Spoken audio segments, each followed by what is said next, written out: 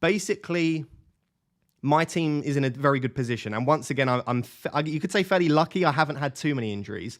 But I think what I've done maybe well is the Game Week 8 wildcard. I set up in a way that meant that even if I did get hit with injuries, I had pretty good squad depth. So like I didn't go for Emerson. I didn't go for Williams. I didn't go for like a cheap third striker.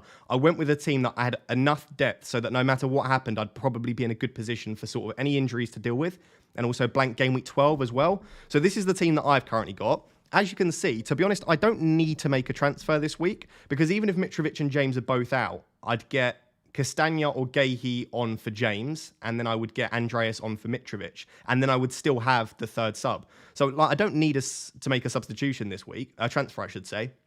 However, I've got 2 free transfers. So the fact that I've got 2 free transfers, I'm not going to burn one, probably means that I need to use one. So let's firstly go through the James and Mitrovic news. And then once we've done that, I'll explain what I'm potentially looking at doing with my team. It's not a matter of actually hiding it. I genuinely at this stage don't know what I'm doing with my team. For the people that are already asking in the chat, it is very likely that I won't show my transfer, but I haven't fully decided that either. But I will talk through my genuine opinion. And again, if you're listening carefully and you're listening to the way that I'm talking about these options, it should be pretty clear to you which way I'm leaning with my transfers and what I'm currently planning. So there is a super chat already from Alfred. Says, roll the transfer for Game Week 12 or replace James. I'll be honest, it's completely team dependent. If your team can get through this week and you're okay with maybe 1 price drop, I doubt it'll be 2, maybe 1 price drop before Game Week 12, I would maybe keep James. Unless you've got 2 free transfers or your team needs to sell James to field a full 11, I'd probably maybe be tempted to just roll and get another week of information, but it's completely up to you, to be honest. It's completely up to you. Where's the backwards cap? The backwards cap, the cap's next to me. I just thought I'd get my big old sluggy bald head out because it gained so much attention last week, didn't it? The big old bald head. Top 100 this week. Let's go. Let's go. Love to see it. Fingers crossed, mate. Fingers crossed, but I appreciate the message. Right. So let's switch over. So we'll start with Reece James, then we'll do Mitrovic, and then we'll look at potential replacements. So the news that came out earlier today from a few journalists, but the first person to break it was Sammy. So that you can see his handle there if you want to go search for the tweet on Twitter. He basically said, I think it's a he, could be a she, I believe it's a he, said, growing fears that Reece James will miss the World Cup, damage to the knee more serious than first feared, surgery a possibility, more shortly on Mail Sport. And then after that, a few other journalists started to leak the fact that there could indeed be a long-term injury to Reece James. I think there's about 3 or 4 fairly respectable journalists. I think, is it Simon Phillips is the other one who's a Chelsea journalist. So by all accounts, there was quite a few reliable journalists saying that Reece James is almost definitely out for the next 3 to 4 weeks. However, remember that Potter said in Milan they did a scan and it didn't look that serious. Apparently, he's had another scan since coming back to the UK, and that new scan, I think it was a more extensive scan essentially, basically made it look like the injury was worse than what they initially thought in Milan. And then Potter in his press conference didn't give that much away, but he said he's due to see a specialist over the weekend, which basically means he's not going to play this weekend, otherwise he wouldn't be seeing a specialist. So he's due to see a specialist over the weekend. Until we get that information, there's not much I can add. We will wait and see.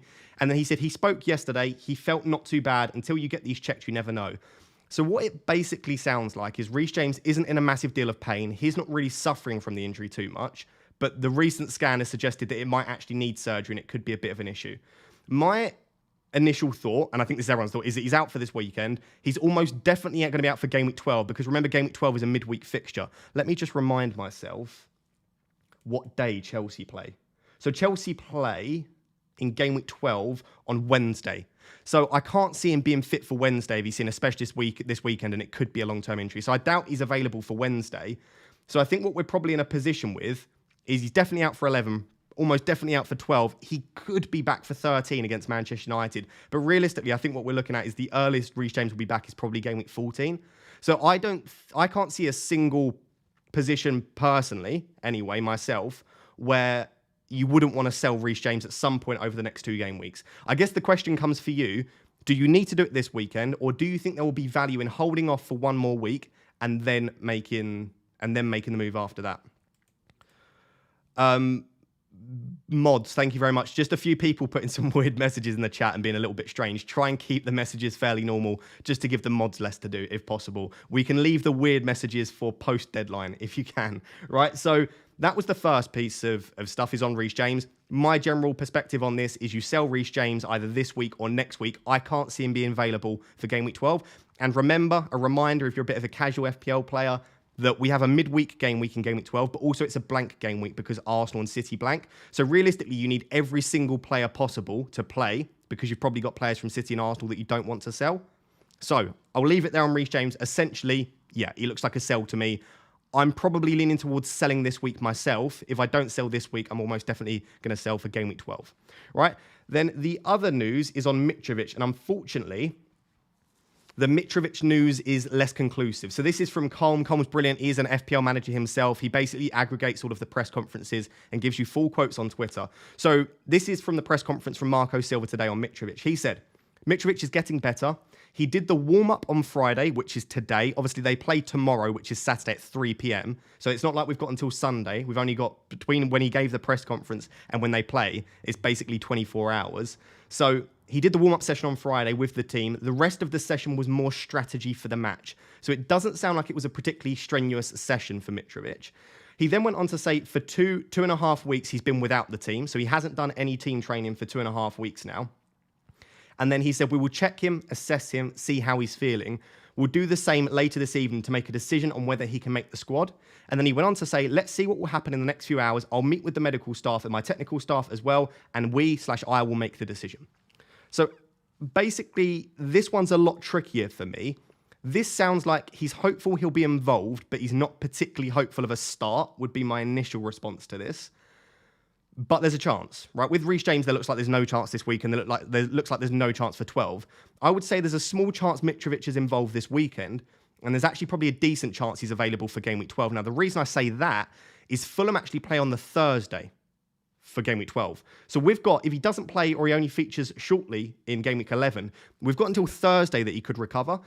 So I would say there's a reasonable chance Mitrovic is actually fine for game week 12. So if you can get away with benching him or playing him and hope he plays in some format in game week 11, and then he could be back for Aston Villa in game week 12, I think maybe that's the play. So basically my take on Mitrovic and James is the priority to sell.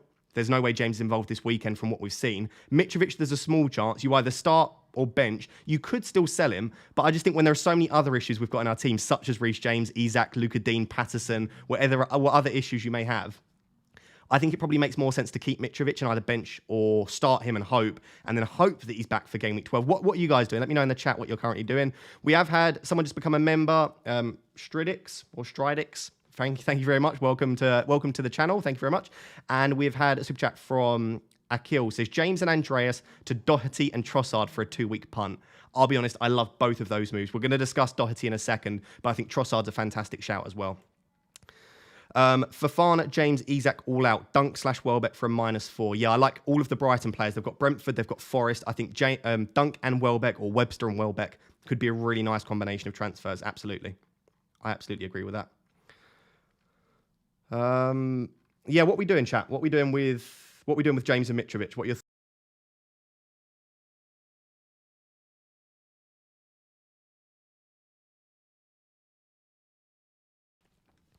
Can you share your league code? Yeah, my league code is SV1QTQ. SV1QTQ. There should be a link in my description as well to auto join. So yeah, a lot of people looking at selling James. A lot of people are actually looking at selling Mitrovic in the chat, which I'm slightly surprised about. Selling both? Yeah, there's a lot of selling. Okay, so maybe people have just had it with Mitrovic. You know what? He was out in that week. We don't even know if he's back for 11. The game week 12 fixture. Let's look at Mitrovic's fixtures, actually. So they've got, obviously, Bournemouth this week, but there's a chance he's not involved. It's then Villa, Leeds, Everton, City, United. So City and United in 15-16 is not great. Everton have been decent defensively in 14. So if he's back for Aston Villa, it's Villa, Leeds, Everton.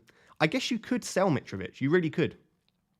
I just think that there are so many other issues in a lot of people's teams that probably the priority at the moment is selling James, and then the other injured players that you might have, like an Isak, like a Patterson, etc. Like I said, I'm very lucky in my team that I don't have any real other issues apart from Mitrovic and James. So like, I could get away with selling Mitrovic because I don't have any other issues. But I think for a lot of people, it won't just be James and Mitro. It'll be James, Mitro, maybe like a Bailey. Maybe you'll have like a dead spot, or you'll have already 5 or 6 players from Man City and Villa. So from Man City and Arsenal, I should say. So a lot of people, it's not an easy decision.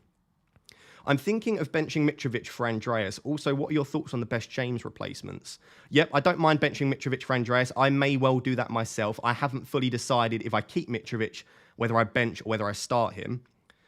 But I think that for James replacements, we're going to discuss in a second. I do think that's a tricky decision, though. I do think that's a tricky decision for whether you start or bench Mitro. Edouard versus Daka versus Solanke, or save the free transfer. Good luck. Thank you very much. I think Edouard and Daka have the highest ceiling. I think Edouard and Daka are both really good options, but Solanke's the more nailed player. So I guess it depends what your team's looking like for the coming weeks. Do you need someone that's definitely going to start? If you do, it's got to be Solanke. But if you want that high upside pick, I'd be tempted by Edouard. He looked really good again in game week 11. The issue is that they've got Mateta waiting in the wings. So I like all three of them, but it really depends on your risk appetite. It depends on whether you need that player every single week as well. Sam asks, James and Andreas to Webster and Zaha -4. Yeah, I don't mind that. Yeah, I don't mind that at all, to be fair. I mean, again, selling Andreas isn't a priority this week because they've got Bournemouth at home. But I do agree that if you can downgrade James and use the funds to go from Andreas to someone like a Zaha or a Trossard, it maybe makes sense to do so. We've also had Alexa become a member. Thank you very much, Alexa. I appreciate that very much for supporting the channel. Right, so the other thing I wanted to discuss then is replacements. So I've put together a very basic graphic. Right, I do apologise that it's not a particularly fancy graphic. I did this very last minute. Is basically, in my opinion, the best replacements for James according to sort of what you need, right? So if you need someone safe and long-term, there's a list of options. If you want someone safe and short-term, there's a list of options. And if you want high risk, high reward, a little bit short-term, but could be good long-term, there's also some options as well. And this really comes down to two things. Number one, as I always say, your risk appetite. So how much of a risk-seeking manager are you? Do you like taking risks? But also, what does the rest of your team look like? If you've already got like 5 players from City and Arsenal, you've already got like a Cameron Archer or a Stansfield, you've already got Bailey in there, maybe you've got a Patterson, then probably high risk, high reward doesn't make sense for you. In my personal team, obviously, it maybe makes more sense because my team's very well set up. So it really will depend on your team. It's difficult to give specific advice without knowing your plan and who you are as a manager. You just set off my Amazon Echo. Oh, yeah, I did. I said Alexa. See, it's not setting mine off for some reason. Apologies if I set off everyone's echoes. Andrew said, now I have James and Fofana out. No free transfers. Do I take the -4 hit this week and use a free transfer next week, or a 3 and a 4-point hit this week? I would always say if you don't need to take a 4-point hit this week, maybe just do your free transfer this week, fill the players you've got, and then next week when you have a little bit more information and you know exactly what you need for game week 12, that's when I would probably take the hit. So my advice there would be basically don't take the hit this week if possible. Nunes or Jota? Or Firmino, to be honest. Like, any of those 3 Liverpool attackers could be absolutely fantastic. I genuinely don't know the answer to that, to be honest. I don't know the answer to that. By the way, we've just hit a stream all-time high. It did just drop below again, but we just hit 5,000 viewers live watching. So thank you so much for being one of the 5,000. If you're one of the 5,000 that's not subscribed to the channel, I'm not even going to ask you to like it. Please do like it. Please subscribe. We're trying to hit 50,000 subscribers very soon. So if you're one of the 5,000 people that have not yet subscribed to the channel, please do subscribe. But yeah, chat, who do we think? Firmino, Jota, or Diaz? Just one word. Just one word for me. If you're going to go for one of the 3 Liverpool strikers for the next few weeks, Firmino, Jota, Diaz, let me know. I'm very interested. I'm also going to run a poll for you guys that are in the chat. What are you currently planning on doing with with Mitrovic?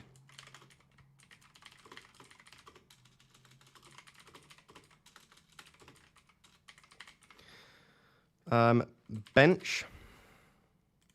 Start.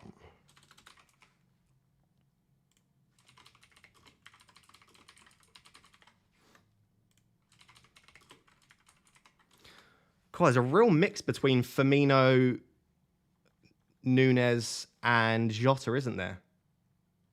Sorry if I said Diaz. I didn't mean Diaz. If I said Diaz, that was a mistake. So Firmino, Jota, and Darwin, they're the main 3. The 3 strikers for Liverpool.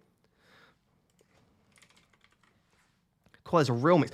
A lot of people like Firmino. Firmino has been excellent this year. We've got to change our perceptions. In previous seasons, especially the last 2 or 3, Firmino's just not been an FPL option. But this season, he could be. Especially if Liverpool keep playing with 2 strikers. Firmino could get a lot of minutes. We'll see in a second. If I downgrade James, I could actually upgrade Mitrovic in game week 12 to Firmino. I can't afford Jota and I can't afford Darwin, but I can afford Firmino, so that could be an option. I've just put a poll in the chat, guys. If you could please vote on that poll, it's basically what you're planning on doing with Mitrovic, because I think everyone pretty much is going to sell Reece James this week or next week. Mitrovic is a lot trickier. So I've got 3 options for you. 4 options. I've got bench, start, sell as part of a free transfer, or sell as part of a hit. I'm very interested to know what you're currently planning on doing with Mitrovic. I think the rest of the chat will be interested as well.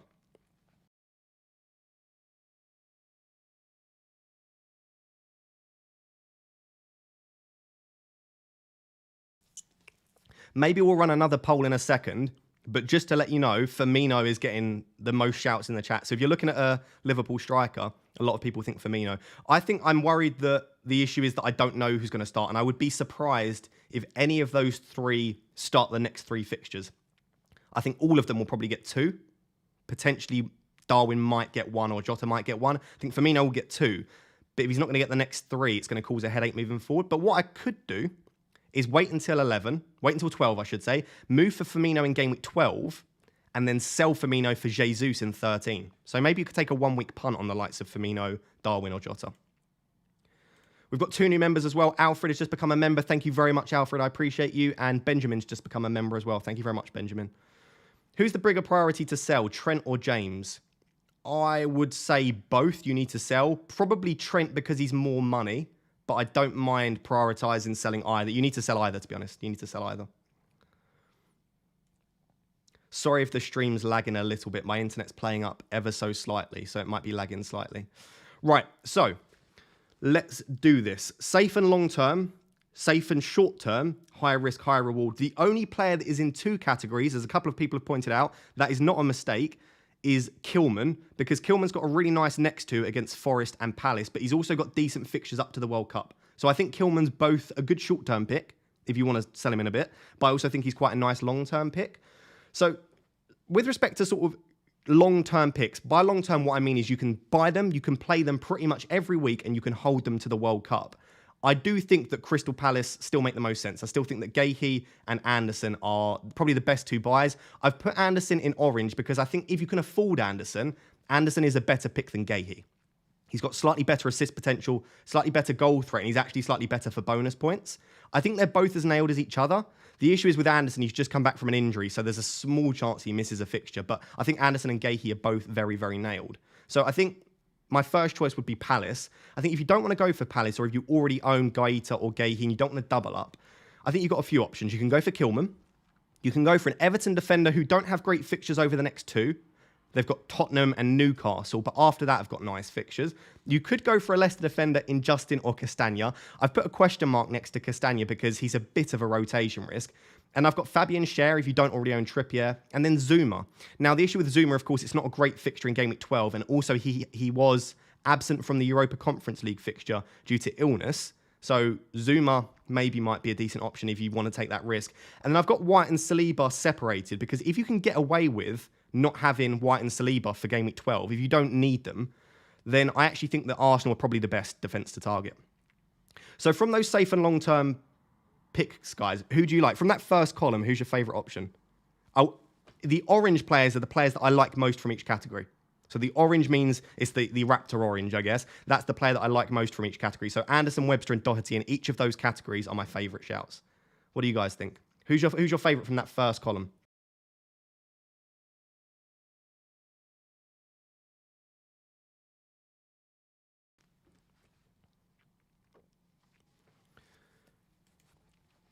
Jamie Paul with a super chat says, what are your thoughts on my own forwards playing against my own defenders as a suboptimal play? If I bought Webster versus Tony or Gahey versus Maddison this week, I think it's difficult to avoid with the fixtures, the way they're planning and the players that we own.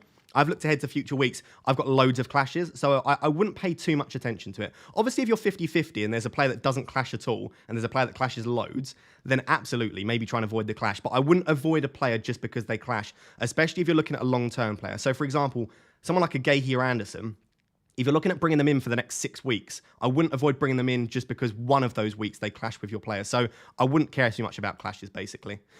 Benjamin, thank you very much for becoming a member, by the way. I plan to exchange De Bruyne to Foden in Game Week 12. What do you think? I don't think Game Week 12 makes sense to do that. I think De Bruyne to Trossard, Trossard to Foden. So De Bruyne to someone that plays in 12, and then do that someone to Foden in Game Week 13. I really like that. I don't think De Bruyne to Foden in 12 makes sense, but 13 it does, for sure, after the blank. Hey Ross, Gaeta, Trippier, right, you've sent me a team. Yep. Should I roll and what's the best route to work around Game Week 12? I don't know about rolling because of your defense. So I would probably take out James this week. I wouldn't roll because you've got Nico, Emerson, James, Cancelo, Trippier. There's a good chance only 2 of those start. I'd want a third good defender. So this week I would take out James for a defender of some kind, like anyone from this list, basically.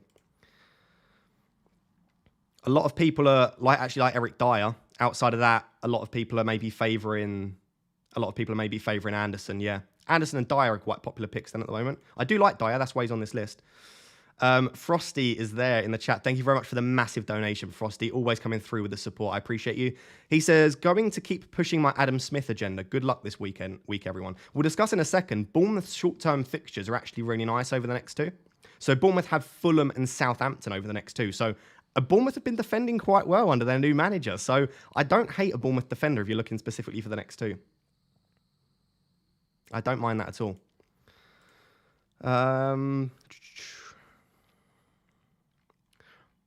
Yeah, okay. So basically my conclusion here is Gahey and Anderson would still be top of my list. Outside of that, I like all of the other options listed here, to be honest.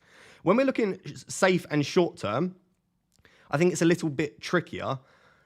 I think that Duncan, Webster and Veltman, right, any of the Brighton defenders are fine. I think my favourite would be Webster, but I don't mind Duncan Veltman. The reason for Webster is he's slightly cheaper, and also his goal threat has been highest this season out of those 3. The issue is I don't really expect a clean sheet against Brentford away, which I think is a tricky-ish fixture in Game Week 11. Game Week 12 is a good one, but after that, they've then got 2 tricky fixtures. Is it City and Chelsea in 13-14? Sorry, I just have to remind myself. I should know that off the top of my head, to be honest. They've got in 13-14 City and Chelsea. So I don't mind Duncan Webster, but if you need this player in 13 and 14, that's not ideal at all. So it needs to be that you only need that player short term. So again, that's fine. Outside of that, I think Kilman, again, like I said, good fixtures over the next 2, but he is also a good long-term pick as well. So I do quite like the Kilman shout. And then you've got 2 slightly weaker defences, but with 2 decent sets of fixtures. You've got Bella Kotchap from Southampton, who's got... Who they got this week, Southampton? West Ham, I believe, this week, and then Bournemouth in 12. And then Meppen has got, obviously, 2 decent fixtures as well. So they play against each other in 12. So I think if you're going short term, it probably is Kilman or a Brighton defender, but I don't mind a shout on Bella Kotchap and Meppen, to be honest. What are you thinking if you're going short term, guys, in the chat? Hi, Ross. Super similar team to you, so easier to ask for advice. 4K rank currently. Would you prefer Webster or Doherty for James? We'll discuss that in a second. Honestly, they're 2 of my top picks. I think Webster, Kilman, and Doherty. Because I already own Gahey, Webster, Kilman, and Doherty are probably my top 3 picks. So I will discuss that in a bit more detail. Thank you for the super chat. Anonymous Assassin says, Darwin and Trossard for Firmino, or Firmino and Zaha. That's a really tricky one. I feel like there's higher upside with Nunez and Trossard. I feel like the minutes may be slightly safer on Firmino and Zaha. I think both Nunez and Firmino are slight issues is the only thing with respect to playing time.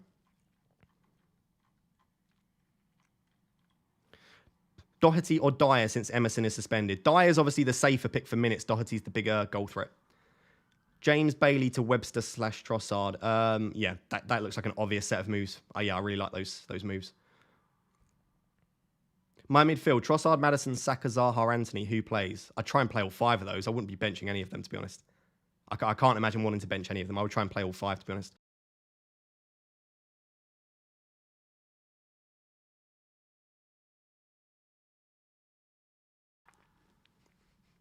Yeah, to the person in the chat that just asked, yes, Stormzy followed me on Instagram earlier. I'm not going to say exactly what we were DMing because DMs are sacred, but essentially, to my surprise, Stormzy does play FPL and Stormzy does watch my videos, which is super cool.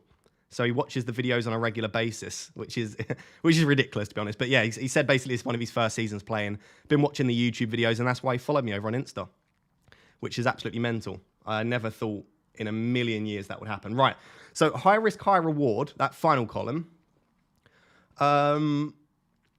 It's basically, when I talk about high risk, high reward, for me, it's got to be a player that's risky for minutes, but also a player that is worth the risk so that I can see them delivering when they do start, like a 12 or 15 pointer. And for me, the only players that I can see doing that are the Spurs wingbacks and the Chelsea fullbacks / wingbacks.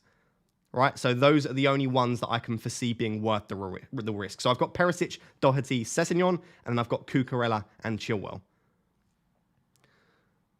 The issue is they are massive risks. So I'm not going to recommend any of these and honestly sit here. And I don't think any of those 5 players, genuinely, I can't see any of those 5 players playing the next 3 fixtures for their team. It's about working out what weeks do you need them. And once you think that, do you think the player that you're bringing in could play those weeks? So for example, I think there's a reasonable chance Doherty plays against Everton and Manchester United, but misses Newcastle. I myself don't need Doherty for Newcastle. I need him for Everton and United. So for me, out of those options, I don't mind Doherty. I think if you're looking at Perisic, for example, and this is just my thoughts, right? It's not definitely going to happen. I think Perisic is more likely to play Everton, miss United, and play against Newcastle. So if you need a player in 11 and 13, I think Perisic is your man. With respect to the Chelsea fullbacks, I still think that Cucurella is first choice, but I think there's a small chance Chilwell plays one of the games. So again, I think that's a slightly tricky one there. So realistically, it comes down to your prediction of the expected minutes and what you think. Who's the best player to bring in with Trent and James? That's what I'm doing right now, Luke. Any of these players here I think are fine. It really depends on your strategy. Thank you very much for becoming a member, Ross. I've just seen your message, fellow Ross. Drop me a message. If you're a Rap Tier 1 member, it will be floating above how to become a member. Just click the join button. If you're a Rap Tier 1 member, you can get specific team advice. You get into the private mini league, and we have monthly prizes in that. And also we have a group chat as well, where you can get advice from other members as well. That's only for Rap Tier 1. You have to play one of Stormzy's songs on your stream now. Yeah, potentially. That could be cool. I'll have to try and get him on a video, I guess. I mean, there's a small chance he's watching now. I don't think he watches the live streams, but maybe. Imagine Stormzy's in the chat. I don't think he's in the chat, but yeah, it is pretty cool that he watches the videos. Hi, Ross. KDB and Andreas or Kane and Zaha for a -4. I prefer Kane and Zaha, yeah. I do prefer Kane and Zaha, but the thing is you're taking out KDB against the leaky Liverpool team, so that could backfire.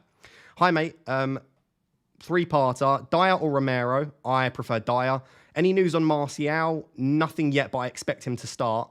And also, do I even go for the Spurs defence or Dunk and Cresswell? I prefer Dunk if you want to say for... I would probably say Dunk, and then I would say, yes, I think Martial will start, but I've not heard anything definitive. Dyer, Doherty, Johnny or Kilman, need them for game week 12. I think the safest option there is Kilman. The most exciting pick is Doherty, and then I think Dyer and Johnny are somewhere in the middle, Tim. So it depends what sort of manager you are. From speaking to you in the previous day, I think you're a pretty sensible manager, so I would say Kilman. But I'm eyeing up Doherty. I'm not definitely doing that by any means, but yeah.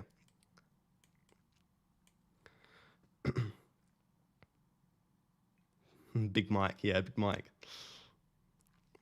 2 seconds, guys.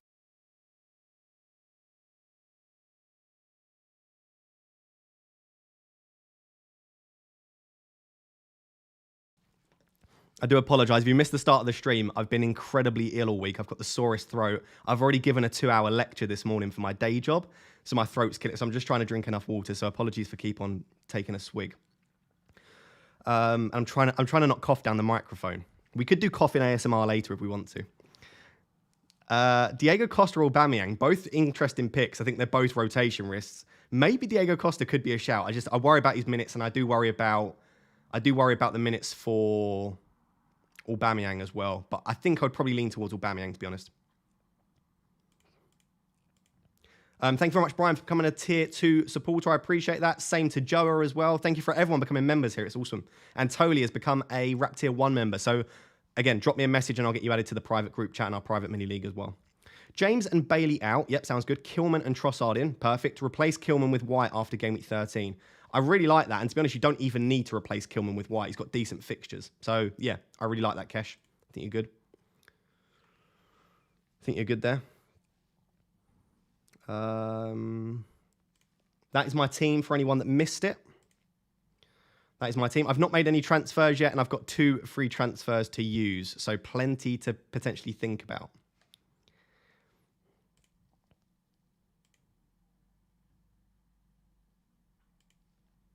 If you are, again, one of the 5,500 people, which is a ridiculous number, watching this stream. And if you're not subscribed to the channel, we are on the road to 50,000 subscribers. I know it gets very annoying. YouTubers constantly are asking for people to subscribe, but it takes 2 seconds. Scroll down, hit subscribe, scroll back up. As simple as that. I do appreciate it. Is your rank getting too big for your boots? Love the Stormzy reference, Danny.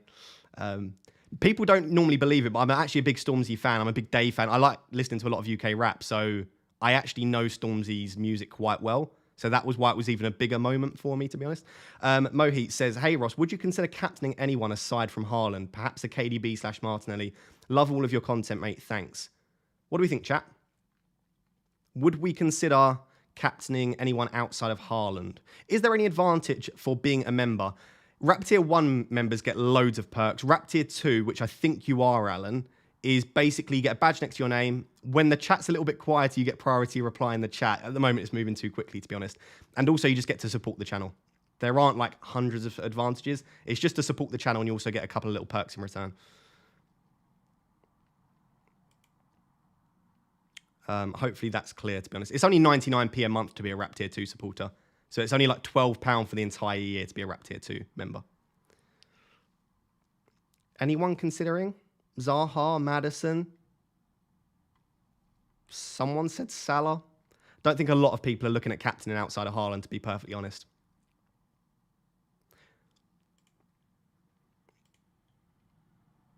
Pope/Ward/Trippier, pick 2. I don't understand the question. Do you mean pick one out of Pope and pick one out of Ward? If that's the case, Ward, I'd still go Ward. I think Newcastle will concede against Manchester United, so I would go Ward. I think they'll both concede. I think Pope and Ward will both concede a lot of weeks, to be fair. Some people saying Kane and Son. Yeah, I think Kane and Son are probably the two. If I were to go outside of Haaland, I'd be doing Kane myself, yeah. Frosty's just upgraded to a Rap Tier X Platinum member. Thank you very much, Frosty. You are ridiculously generous. I'll drop you a message after this to thank you properly, but thank you so much, my man. I appreciate you. I appreciate you very much. Thanks, Ross. Finally got a reply. I do apologise, Alan. Normally the chat's not this crazy. I normally don't have 5,500 people watching the stream. Zaha or Bowen? Yeah, let's have a recap of those midfielders. So I still think Zaha would be top of my priority list. I do really like Bowen, though. Let's have a look at Bowen's fixtures. Bowen's got Southampton, Liverpool, Bournemouth, United, Palace, Leicester. And the thing that I love about Bowen is anyone got the actual statistic? I don't have the exact statistic. It's something like 80 or 90. It's a really high statistic. Something like 80% of Bowen's goals have come at home. So Bowen doesn't really score away from home. So the next two fixtures, I'm maybe not a massive fan of, Southampton and Liverpool away. But then he's got Bournemouth, Palace and Leicester all at home in the 3 of the final 4 weeks before the World Cup. So I actually look at Bowen's fixtures, those 3 being home fixtures, knowing how well Bowen does at home, I really do like Bowen. But maybe you don't need Bowen for these two here. Maybe you join Game Week 13. Join the Bowen bandwagon. That was difficult to say. How do you become a member? You can click the little $sign at the bottom of the chat. That sounds really terrible. Give me your money. Or you can click the join button next to the subscribe button. Or, third way, there's a link in the description which says if you want to become a member, click this link.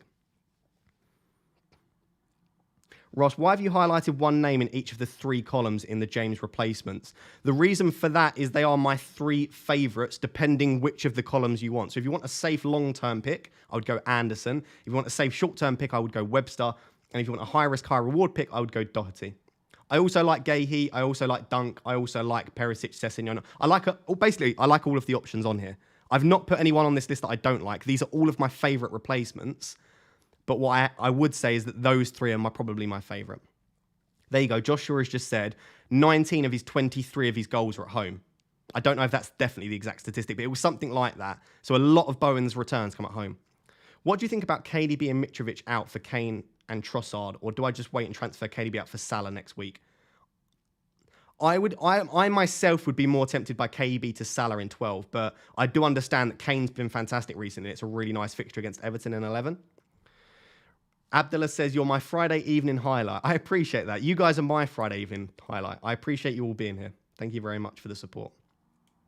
Hi, Ross. Hope you're well. Pope or Ward this game week? I would go for Ward myself. No Estepinian. Estepinian's just a bit of a rotation risk. Is it Matoma? Is that his name? That sounds like a hematoma. Is it Matoma? I think Brighton have a few options, basically. They can play in left wing back. Estepinian came off a little bit early, didn't he? Let's have a look.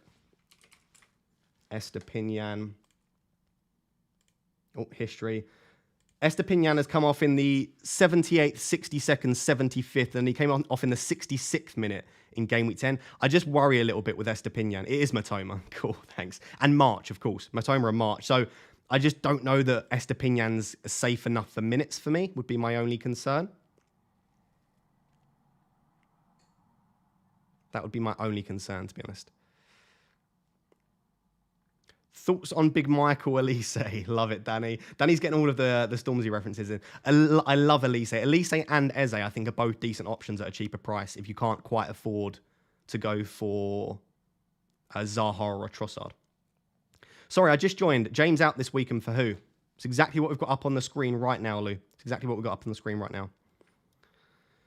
Thank you very much for upgrading your membership, Dave. I appreciate that very much, my man. I know we've spoken a little bit in the past anyway, but obviously I can get you added to our private chat now that you're a tier 1 member. Is it worth a -8 for... Let's do a poll. Let's do a poll. What are your plans for this week?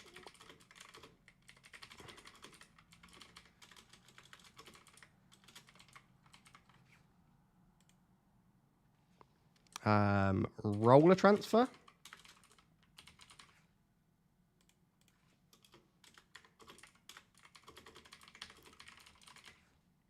I know a couple of you will be both making a transfer and rolling a transfer. So a couple of you will be across categories here, but it's the best I can do, to be honest. If you are using your free hit or your wildcarding, please can you click on one of the roller transfer or a 1 or 2 free transfers. Don't click on the hit option, basically.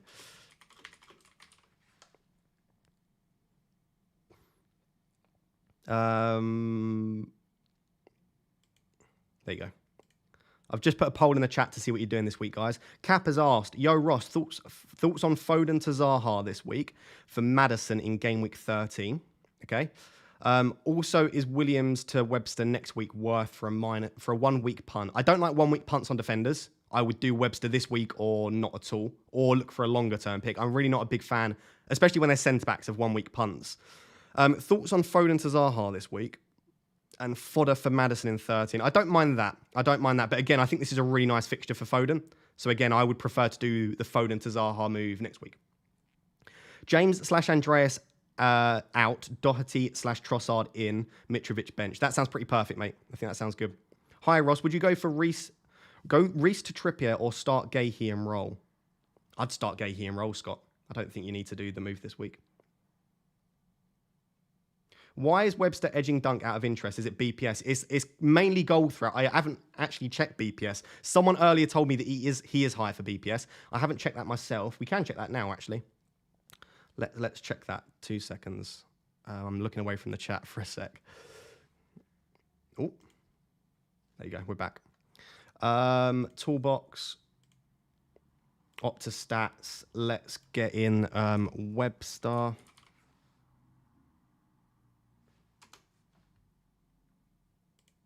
And let's get in... Who was the other one? Dunk. So if we do Webster and Dunk, do show selected players, do per 90 minutes, change the thing. So it might be too small for you to see, but expected goal involvement per 90 has been really, really low for Dunk this season. 0.1 for Webster. So his goal threat has been higher for Webster. Baseline bonus points is actually higher for... or bonus points at least, not baseline bonus, is actually higher for Dunk. So Dunk's on 16.37 per 90, and Webster is on 15.88. So there we go. I think they're pretty similar for bonus. Webster just about edging on attacking threat. So realistically, I don't mind either of them, to be honest. I think both Dunk and Webster are absolutely fine. I don't think you can realistically go wrong with either. Basically, just go for your gut feeling. If you like Webster, go for Webster. If you like Dunk, go for Dunk. I think you're fine either way. You're fine either way. Emmy, thank you very much for supporting the channel and becoming a member. I appreciate you very much. I'm going to have to strip. Apologies, live on the stream. I didn't think it was this part of the stream already.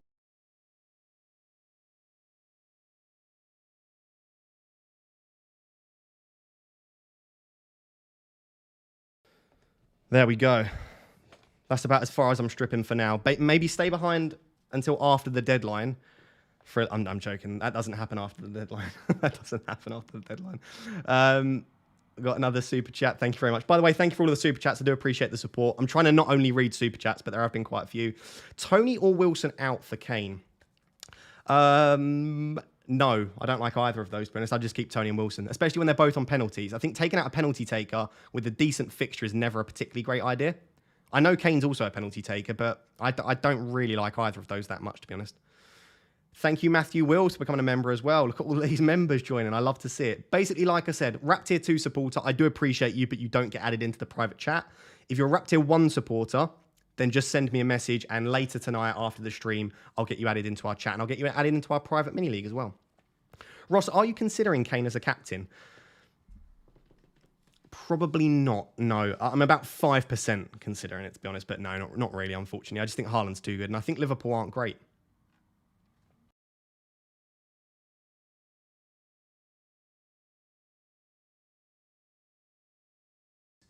Oh, sorry, I was muted. When is Reece James expected back? Yeah, we did go through that.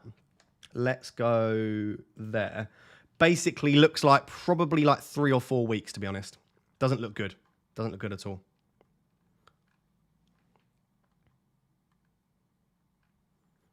Yeah, a lot of people saying they like Dunk. To be honest, I like Dunk as well. I think Dunk and Webster is basically a 50-50 call. Reece James to Doherty this week. Foden to Zaha game week 12.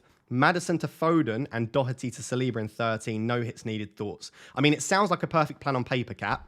It often doesn't play out like that. But on paper, I love every part of that plan. I think it's perfect. It just, again, you have to expect that it might not turn out in that fashion. You might get injuries, rotations, more postponements. We don't know what might happen over the next few. But yeah, on paper, I love that. On paper, I love that. Adam asks, James and Gordon to Webster Trossard for a -4, 10 fit at the moment. James and Gordon to Webster Trossard. Yeah, I like that. I like the double Brighton over the next two. I do like that, Adam. I think that sounds good. Marius says, Mitrovic, Trippier, Andreas, Justin, bench 3. So, and what in what order? I would start Trippier and bench Mitrovic, Andreas, Justin in that order. Would be the way I would play it, probably. Maybe, actually, I might put Andreas ahead of Mitrovic. I would start Trippier, and I'd have Justin third sub, probably. They'd be the only two I'd be confident on. News on Mitrovic. Yeah, we had news on Mitrovic as well. There you go. That was the news on Mitrovic.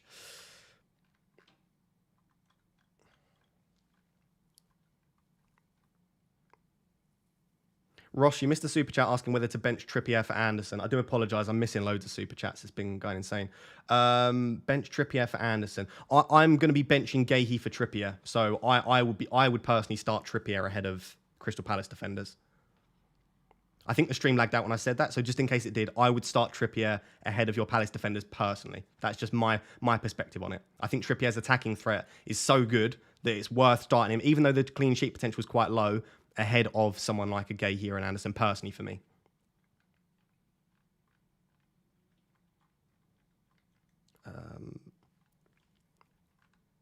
Raptor, congrats on today's outcome. Thank you very much, Chris. Transferring James out. I'm transferring out Emerson next game week to field 10. Are you ensuring you have 2 free transfers for game week 13? I'm not ensuring that, but there is a decent chance that I do have 2 free transfers for 13, and I think that is very valuable. So I think if you don't need to take a hit, and you don't need to use your transfers in 12, going into game week 13 with 2 free transfers could be super useful, yeah. I don't mind that at all.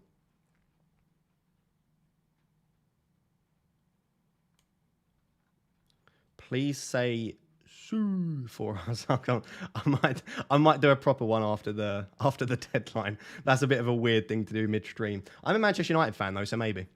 You missed my super chat. Hopefully I got it in the end, Russell. I do apologise if I still haven't.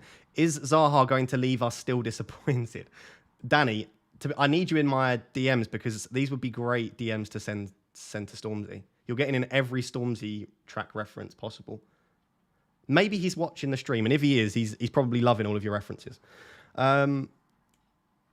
Is Stupid Nan a good option? I just think Estepinian is too much of a rotation risk. I think Webster and Dunk are fantastic options. I just don't think you run that risk with Estepinian. I don't think his attacking threat is good enough to risk it. Another one missed, boss. So thank you for letting me know, Frosty. I have 6 Arsenal and 3. I have 6 Arsenal and City players. What to do? I think you've got 2 options. I think you sell 1/2.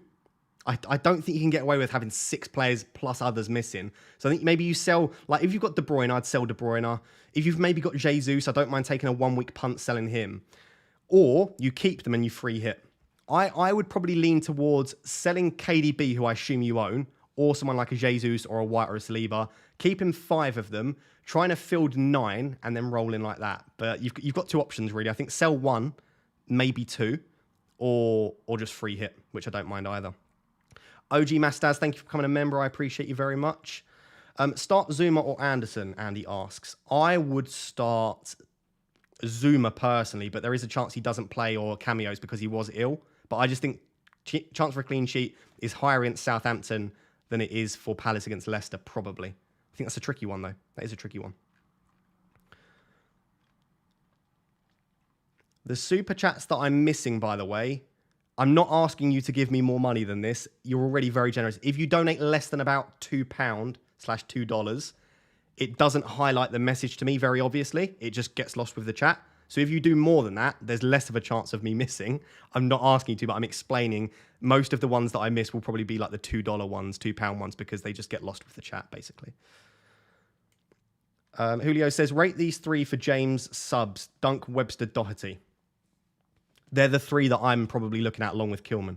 I'm probably looking at Kilman, Dunk, Webster, Doherty. So if we're looking at my personal team, I would find it difficult to answer that because I haven't fully decided myself. And those are the main 3 that I'm probably considering at the moment. Domil says, I got Zaha. Which £8 million midfielder would you consider in game week 12? I assume you're not selling Zaha. I'd keep Zaha. I think Zaha's probably the best. If you're saying you've already got Zaha, which additional £8 million midfielder? I'd probably go all the way down to Trossard, to be honest, if it's specifically game week 12, and then maybe look at Foden and Saka from game week 13.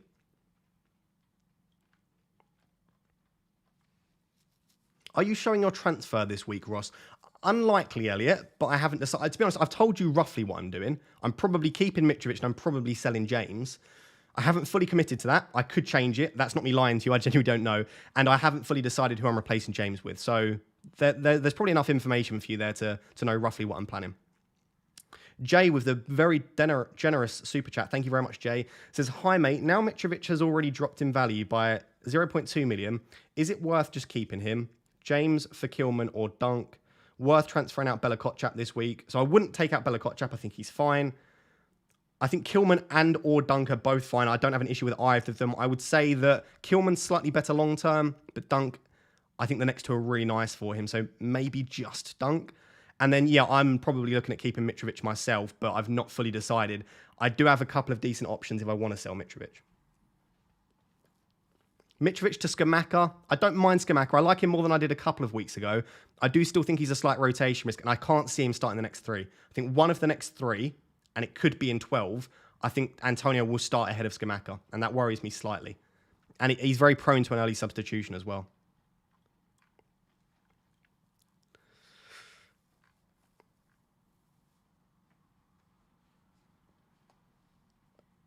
I'm not ignoring your questions, and I'm not going to answer your question now when you're being rude. I'm not ignoring, and there's not a single question I've ignored. It's just I'm multitasking to the highest extent, and the chat just keeps flying. As I'm talking and looking at the camera, the chat's obviously still going, so I'm not ignoring anyone. I wouldn't do that, don't worry.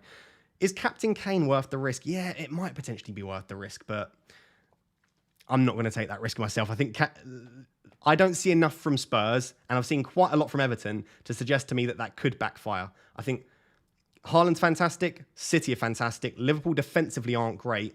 I just think it makes sense to captain Haaland this week. Koulibaly or Thiago Silva? I think Koulibaly, but both are a bit underwhelming for me. Azpilicueta could be a decent option if you think he's going to start in the absence of James. Start Pereira or transfer in Anderson for free? I'd start Pereira personally.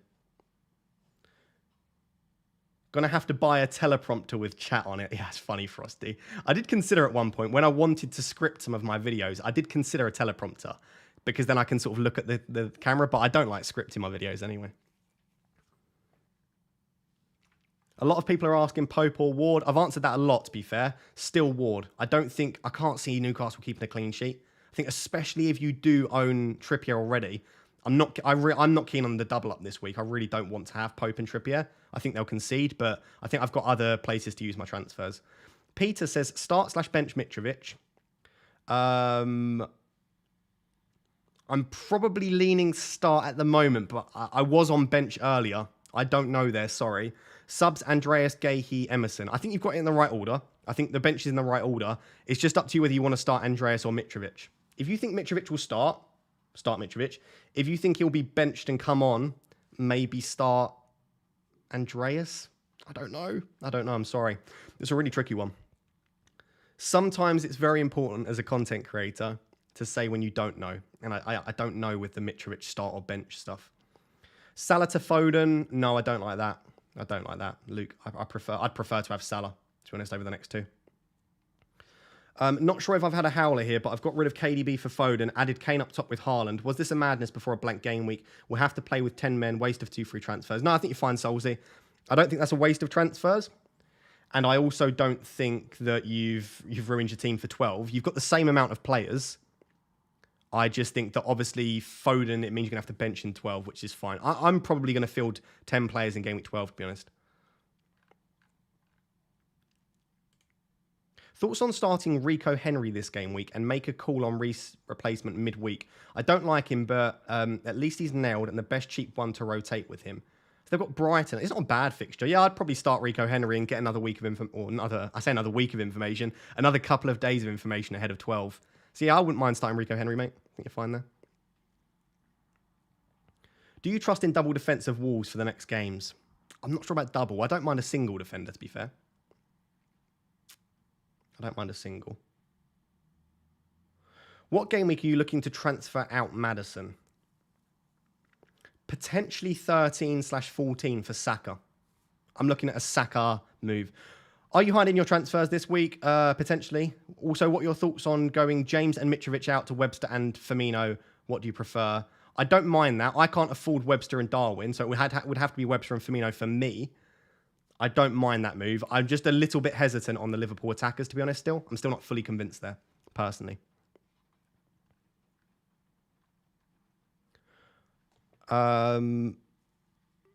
Hey, Ross, if you don't show us your transfers, that's fair, but can you at least let us know who you're transferring out when you do it? Thank you, mate. Like I said, I'm probably selling James and I'm probably keeping Mitrovic. There you go. There's your answer. And I'm probably unlikely to use 2 transfers, but I could. So most likely it's James downgrade to someone. And again, I don't actually know at this point. I've told you my favourite options, right? We've gone through that. So I'm not hiding that element. I just don't know at this stage. FPL the Mac, thank you for your support, my man. I appreciate it very much. Smashing it as usual, Ross. I need to take James out and already have Chilwell. Okay.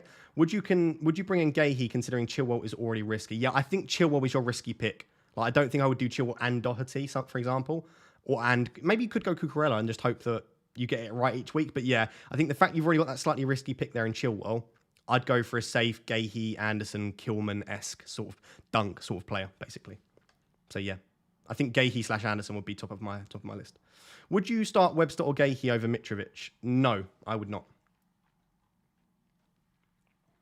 I would not personally myself. Rashford out for Bowen. Yeah, I don't mind that. There's a chance Rashford's benched this week, but I think he's starting to get back to full fitness, I think. So I think I wouldn't mind keeping Rashford, but yeah, I do think Bowen's a nice pick moving forward. Have you fully gone off the idea of Zaha for you? No, I still love Zaha. I just can't get Zaha. That's my issue, really. It's not that I don't like him. It's just who on earth do I sell to get Zaha? It's tricky, isn't it? Giannis, thank you very much for becoming a member. I appreciate you very much. Drop me a message and we'll get you added to the private group chat / private mini league. Right, so with respect to what I'm doing then, like I said, it's probably James out.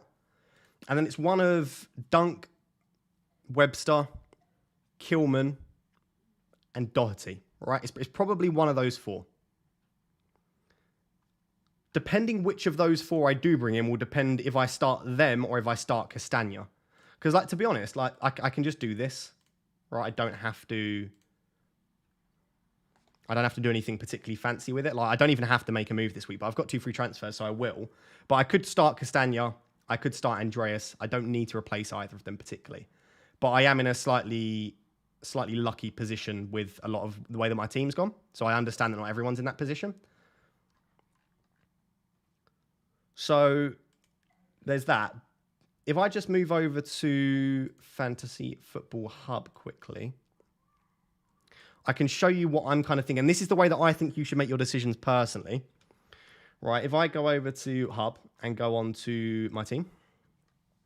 Right, so this is the team. Sorry, my internet's really laggy at the moment. Apologies if it's coming through laggy on your end. Basically, the team for 11, let's ignore it for now, right? Because what I want to show you is for game week 12, yes, I need them to play, right? It's a blank game week, so I do need, whoever I bring in for James, ideally I need them to play in 12. But skipping forward, 13, I don't need my defender to play, right? I've benched James just to show you what that looks like, but I don't need my player to play in 13, right? I can play Cancelo, Castagna, and Gahey, and then I've also got Trippier against Tottenham away, 3rd sub. So 13, I don't need a replacement for James to start. In 14, I don't need my replacement for James to start. I can play Cancelo, Gahey, and Trippier. Oh, there's my camera gone.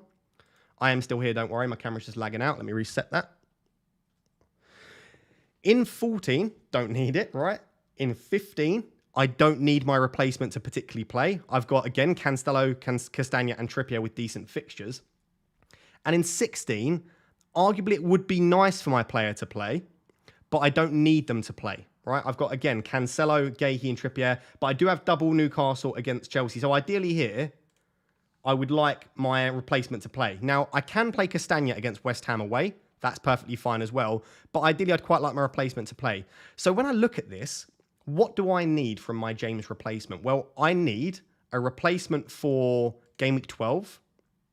I need my player to potentially play in 11, definitely play in 12, and then potentially play in 16.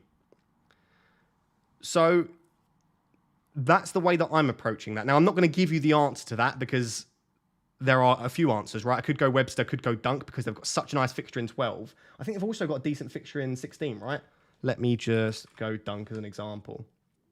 In 16, Brighton have Aston Villa at home, right? So that's a decent option. If I look at Kilman, again, Kilman's an option.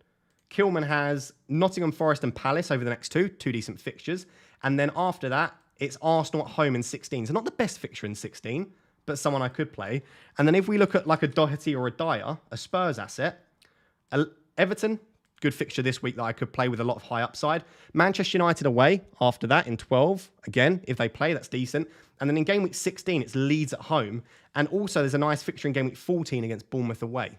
So again, for similar reasons to what I've said, I actually really like a Spurs asset. So basically I'm in a position, I guess, where all of the options I'm considering are probably fine, because I don't really need my James replacement to play because my other 4 defenders in Cancelo, Gahey, Castagna, and Trippier are all really strong options. Now, a lot of you might not be in that position, and I think if you're not in that position, someone like a Mark Gahey is a great option because they've got Leicester, Wolves, Everton, Southampton, West Ham, Nottingham Forest. That is 6 fixtures where you could start your Palace defender every single week. So that's why I would maybe lean towards a Palace defender if you need your asset to start regularly, I guess.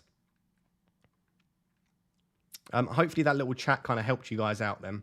I wasn't looking at the chat, so I've probably missed about 3 or 4 super chats. Okay, I didn't, which is good. Fantastic. Andreas James to Trossard and Doherty for a -4. I'm not a big fan for a -4, but I do really like those moves. But -4 to take out Andreas. I wonder, can you just do James to Doherty this week and do Trossard next week for Forest? If you really like Trossard this week, though, I don't mind it. New subscriber here. Thank you very much for subscribing, Rohan. Again, if you're one of the 4,500 people here that haven't subscribed, basically, if all of you subscribed, we'd hit like 45,000 on stream. So if you haven't yet subscribed, please do scroll down. It takes 2 seconds. Hit that subscribe button. I really do appreciate it. Rohan says, new subscriber. Bailey to £6.5 million mid for a -4. I can't afford Trossard. This spot is a Martinelli placeholder. My midfield is Mo, Zaha, Maddison, Andreas, Bailey. I would probably be looking toward Eze or Elise if you think they'll start the next 2. So Eze and Elise are fantastic options. Outside of that, who do I like for the next two? Could take a punt on a Wolves or Brighton player again, but the attackers are a bit underwhelming. I'd probably punt Elise or Eze, but I don't know which way I would go there. I think I prefer Elise, but Eze's probably slightly more nailed. Nicola says, my defence is Cancelo, James Trippier, Williams, Patterson. I have 2 free transfers and need safe defensive picks for 12. James replacement this week, Anderson, Webster, Dunk. I don't think it matters because I think you're going to do the other move next week. So I think you'll probably go for Anderson this week and then like Webster next week. So I would probably do it in that order. I would go... No, actually, I wouldn't. No, I wouldn't. I'd go Brighton this week. So I'd go for Webster or Dunk this week, and then I'd go for Anderson next week. But I think those are the two to bring in for Nico and Patterson, probably. Or for James and Patterson, I should say.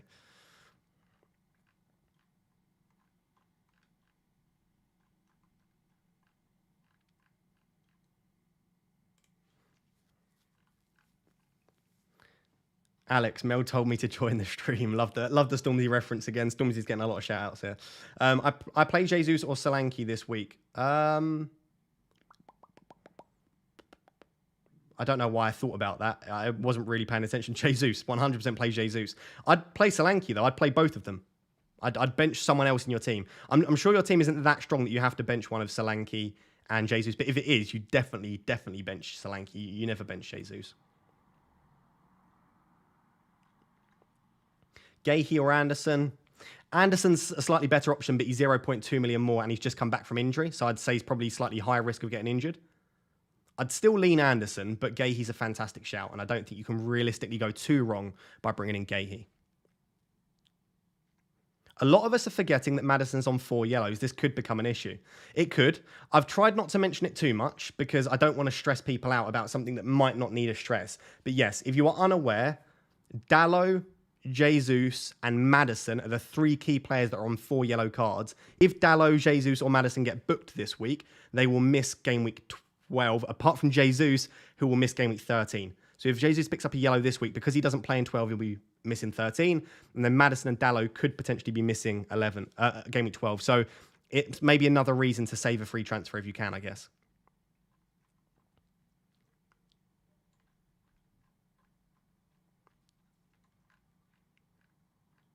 Quite need a wee. This happened in the last live stream. I had to hold it for about an hour and a half.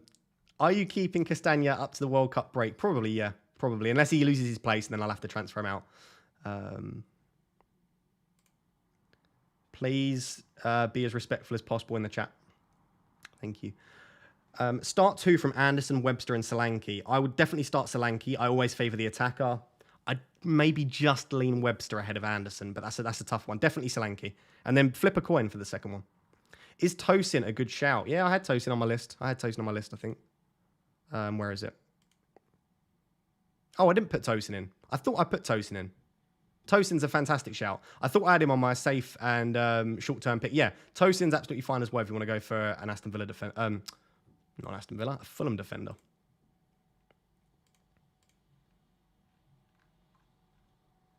Would you sell Bailey to Andreas basically for 11 and 12?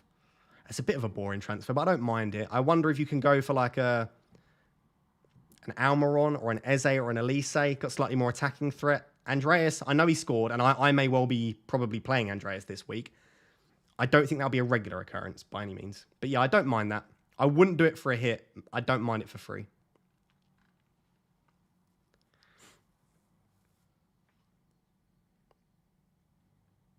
Let's end that poll in the chat, by the way. Basically, 65% of people are using 1 or 2 free transfers. So most people seem to be using a transfer, but not taking a hit this week. Calvin Morris, thank you very much for becoming a Rap Tier 1 member. I do appreciate you very much. As I've said to the other guys, do drop me a message and I'll get you added into our private chat and into our private mini-league as well. Gahey or Almiron for first sub this week? That is an excellent question, Robert. I would say I'd go Almiron. Go Almiron. I think Newcastle will score. And Almiron's look very good.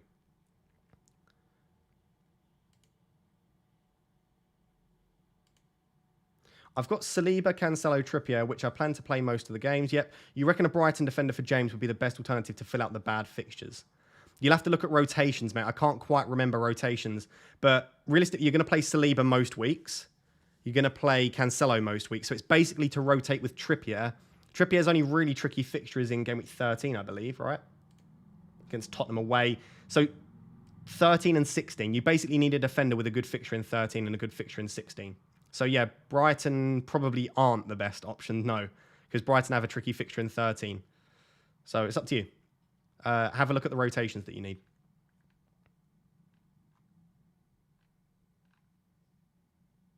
Put some Stormzy on and dash to the loo. That's pretty funny. Just message you on Twitter. Cool. I'll get that sorted after the. I'll get that sorted after the live stream later this evening. I've gone Perisic and Doherty. FPL Phillips says ultimate high risk, high reward.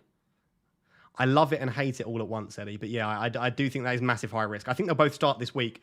Having a double Spurs wing back against Everton at home could be golden. Could be golden. What are your transfer plans? Selling James. Probably that's it. Webster's attacking threat outweighs Dunk's expected minutes. I think their minutes are both fine. I think they'll both start every single game. And Webster's only minimally ahead of Dunk, to be honest. So I think it's a flip of... Genuinely, Webster-Dunk is a 50-50. I don't think there's a better option out of Webster and Dunk. I think you just flip a coin. I think you flip a coin.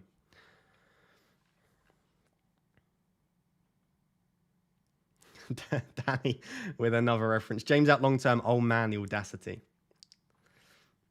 I think that's your 4th or 5th now. It's pretty good. It's pretty good going.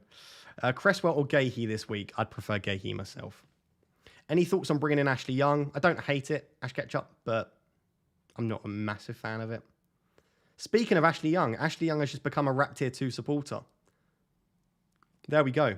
I mean, it's almost definitely not Ashley Young, but I would have said that there's no way that a random celebrity would watch my videos, but there we are. It does make me question, not just my videos, but how many like proper celebs play FPL and watch FPL YouTube. Because there's no way anyone would have said that Stormzy watched my videos. So how many random celebrities just watch FPL? And again, not just my videos, watch like Andy, Mate. There must be loads that we just don't know about. Maybe Premier League footballers watch FPL YouTube. Is Sofal any chance to start? I think there's a chance he starts one of 11 or 12 or 13, just with the amount of fixtures they've got. But he's definitely not first choice at the moment. So I would probably be looking to sell him, especially with the fact that the Game Week 12 fixture isn't great anyway.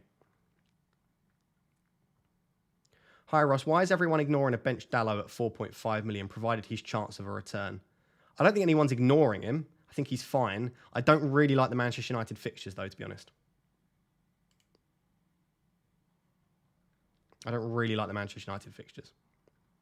That's the only reason. I also think he gets into some good positions, but his end product isn't great either. So I don't think you'll get many returns from Dallo. I love Dallo. Right, I'm a Manchester United fan. I think he's been excellent this season. His final end product does leave a little bit to be desired, though, and I think that there are maybe better options when you take into account fixtures and chance for clean sheets, or maybe just going for an even riskier option like a Perisic or a Doherty or a Cucurella.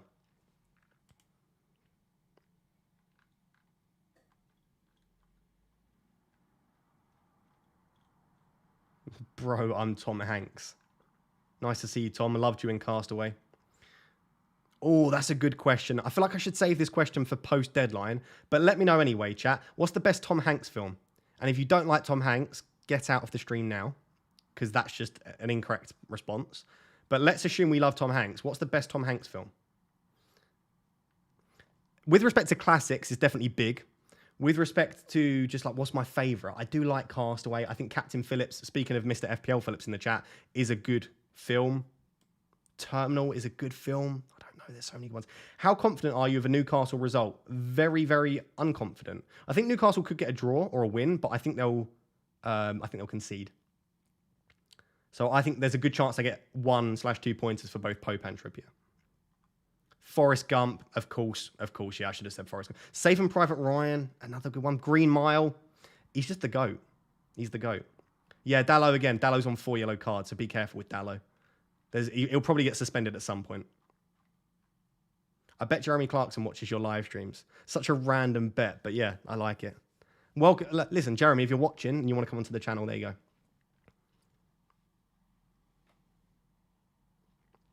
Yeah, a lot of shouts for Forrest Gump and Saving Private Ryan. Catch Me If You Can.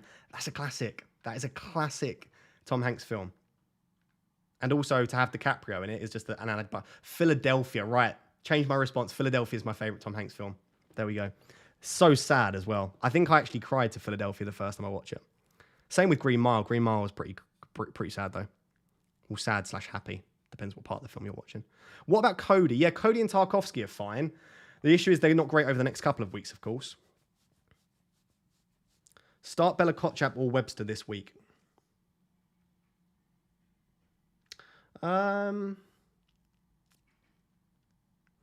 Maybe Webster. Brighton are a better defence, but I think I prefer the fixture slightly for Bella Kotchap. That's a really close one. That's basically a 50-50 again.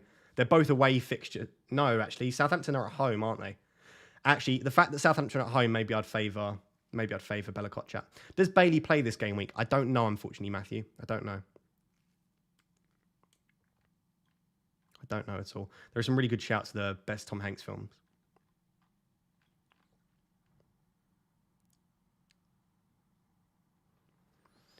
So, how long got to the deadline, by the way? We have 45 minutes to the deadline. So, plenty of time.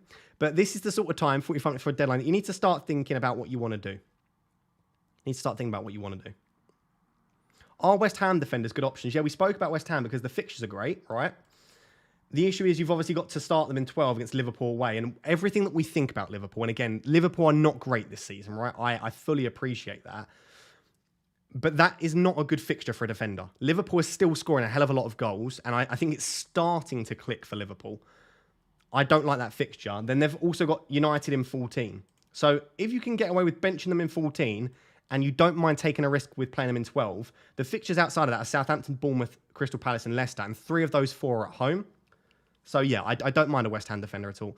All hail King Ross. My bench is Andreas, Nico Williams, and Salisu on the bench. What order would you put them in? I would go Andreas, Salisu, Williams in that order.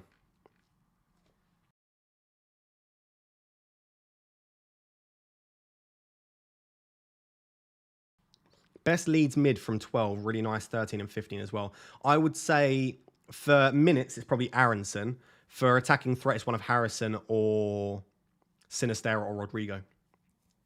So take your pick, basically. I think they're all fine. The issue is, I think Harrison and Aronson are probably the most nailed. I think Sinistera and Rodrigo might rotate a little bit. Depends if Bamford stays fit. If Bamford's injured, then of course all 4 of them will start. I would probably go Aronson for minutes, but he's probably got the worst data of the 4, so it's a tricky one. I do appreciate everyone here in the chat, by the way. Like I said before, in case there's someone that's just joined, we are on the road to 50,000 subscribers. We've still got a way to go. We're still about 7,000 subscribers off. But if you're new to the channel and you would love to support me and you've enjoyed the stream, please do consider subscribing. I'm currently ranked 149th in the world, which means if my season goes well, it will be an interesting journey to follow. If my season goes terribly, it will be interesting to follow and watch how I try and navigate free falling from 149th with consecutive red arrows. So basically, it should be entertaining content either way, basically. I think it'll be an interesting journey to follow.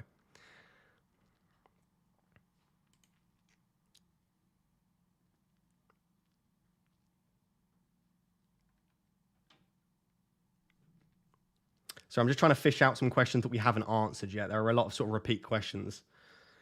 Who to replace Pope with? I think Kepa's fine if you've got Ward. If you've not got Ward, I don't like Kepa because there's a chance Kepa loses his place to Mendy at some point, and I think you need that backup. So if you've got... Sorry, I've just realised I've got Bowen's fixtures up still. If you've got Ward, I like Kepa. Outside of that, I think Fabianski's a fine shout. I think Martinez could be a decent shout, Emmy.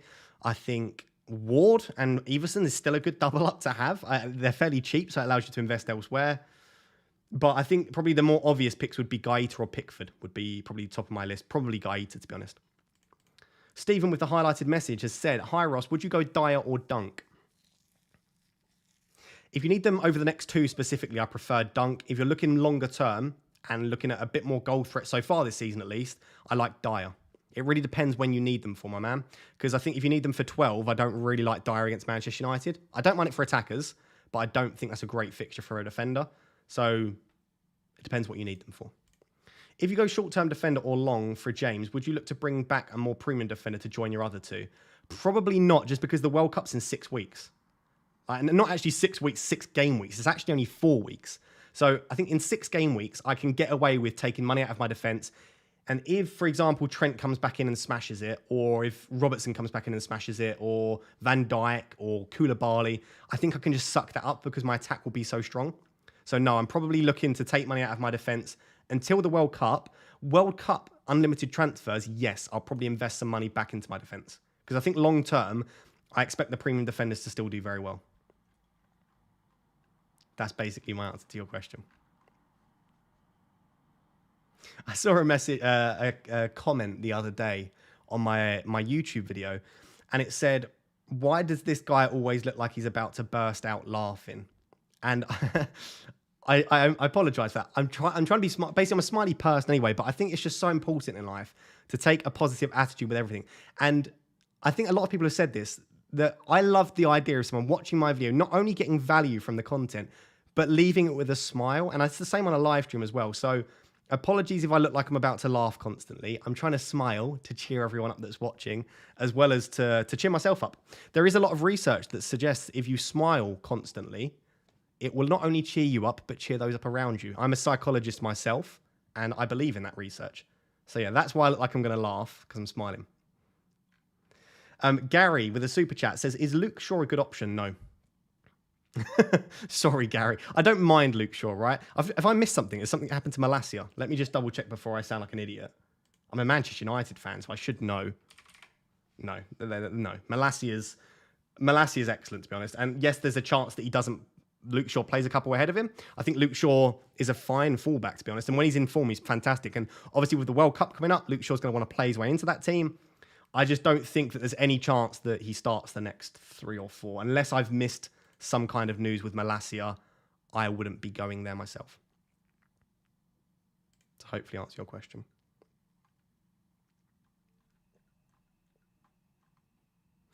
If I have Totti of Wolves, start or play Mitro or Gahey? I don't know what the relation of Totti has to this, but let's answer the second question. Mitro or Gahey? I'd probably lean Mitro. I'd probably lean Mitro myself.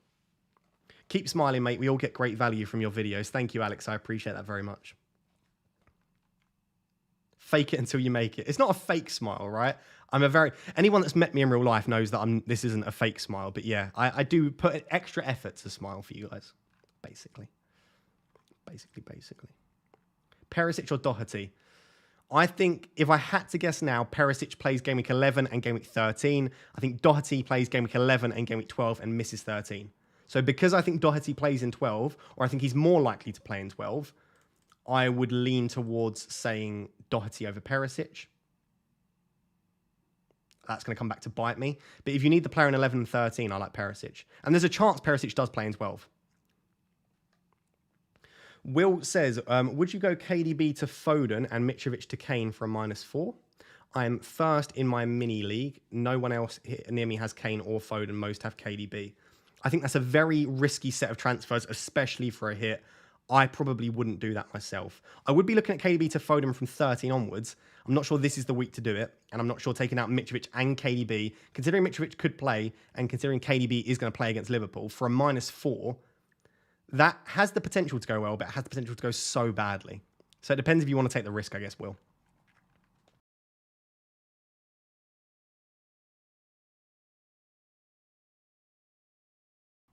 Yeah, a few people mentioning Tosin. I don't mind it. Fulham's defensive data is not great, but I don't mind Tosin as a shout.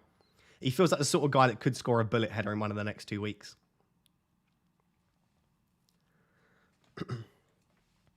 You mean to play Totti or Mitrovic? I would play Totti then against Nottingham Forest and hope that he starts. Who are you going to captain? I'm going to captain Haaland. Bailey has been unflagged. Yeah, there's a chance Bailey plays this week for sure.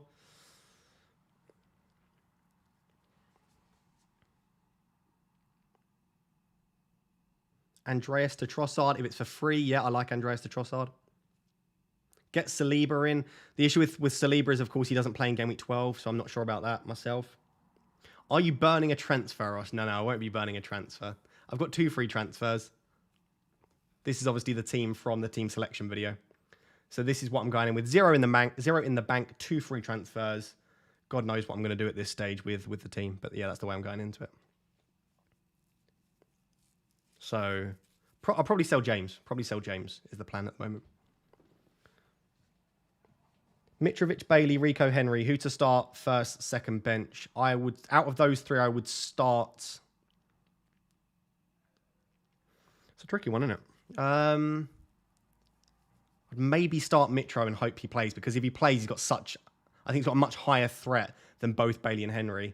I would probably go Mitro, Bailey. I'd go in that order: Mitro, Bailey, Henry. That again, it's just such a tricky one, because you're not only trying to predict who's going to do well, you're predicting expected minutes for Mitro and Bailey. So Rico Henry's the most nailed of the three, so you might want to go there. I just wanted to show you guys what I could do. Just because I don't want to... Actually, do you know what I'm going to do?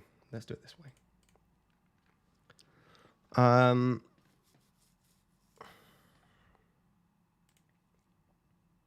Would you swap Tony for Nunez? I wouldn't swap either way. I think if you've got Tony, you keep Tony. I think if you've got Nunez, you keep Nunez. Nunez. It's like a new, isn't it? That's why I call him Darwin.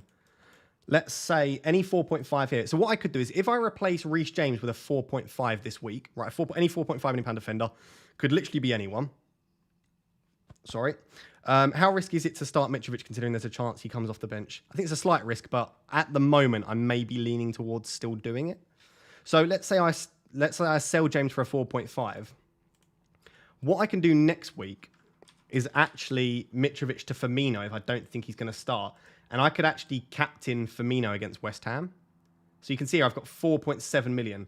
So let's say it was someone like a Dunk, right? I'm not saying I'm going to do Dunk.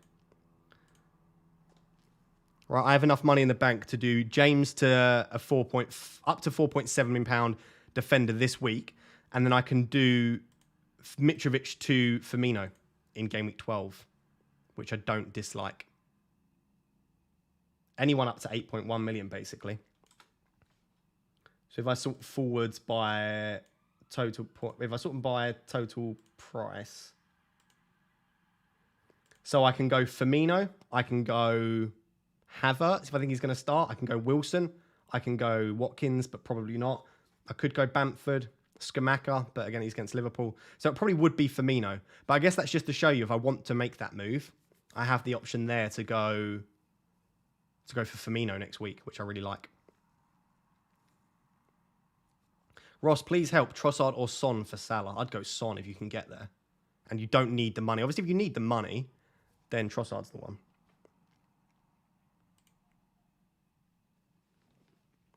Get a West Ham defender. Nah, I don't want a West Ham defender. I want either someone with a lot higher goal threat, or I want someone that's got a better fixture in game week 12. Why wouldn't you just get Firmino this week then, Ross? I think there's a small chance he doesn't play, although I do think he'll start.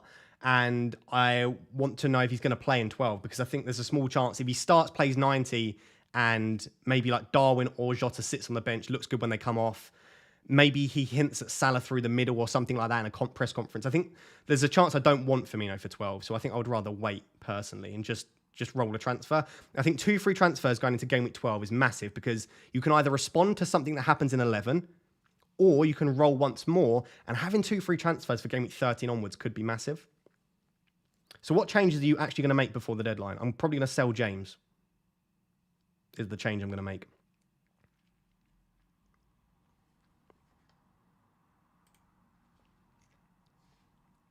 There you go. There are the best options for James replacements. The 3 in orange are my 3 favourite options. So there we go.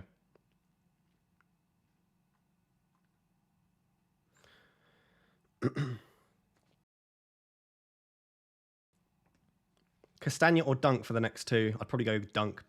I mean, I've got Castagna and I don't mind it, but I just don't trust the Leicester defence massively. How long is James out for?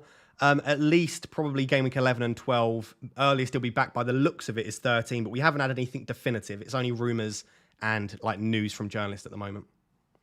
I can see Perisic exploding soon. Yeah, potentially. Potentially could be the case.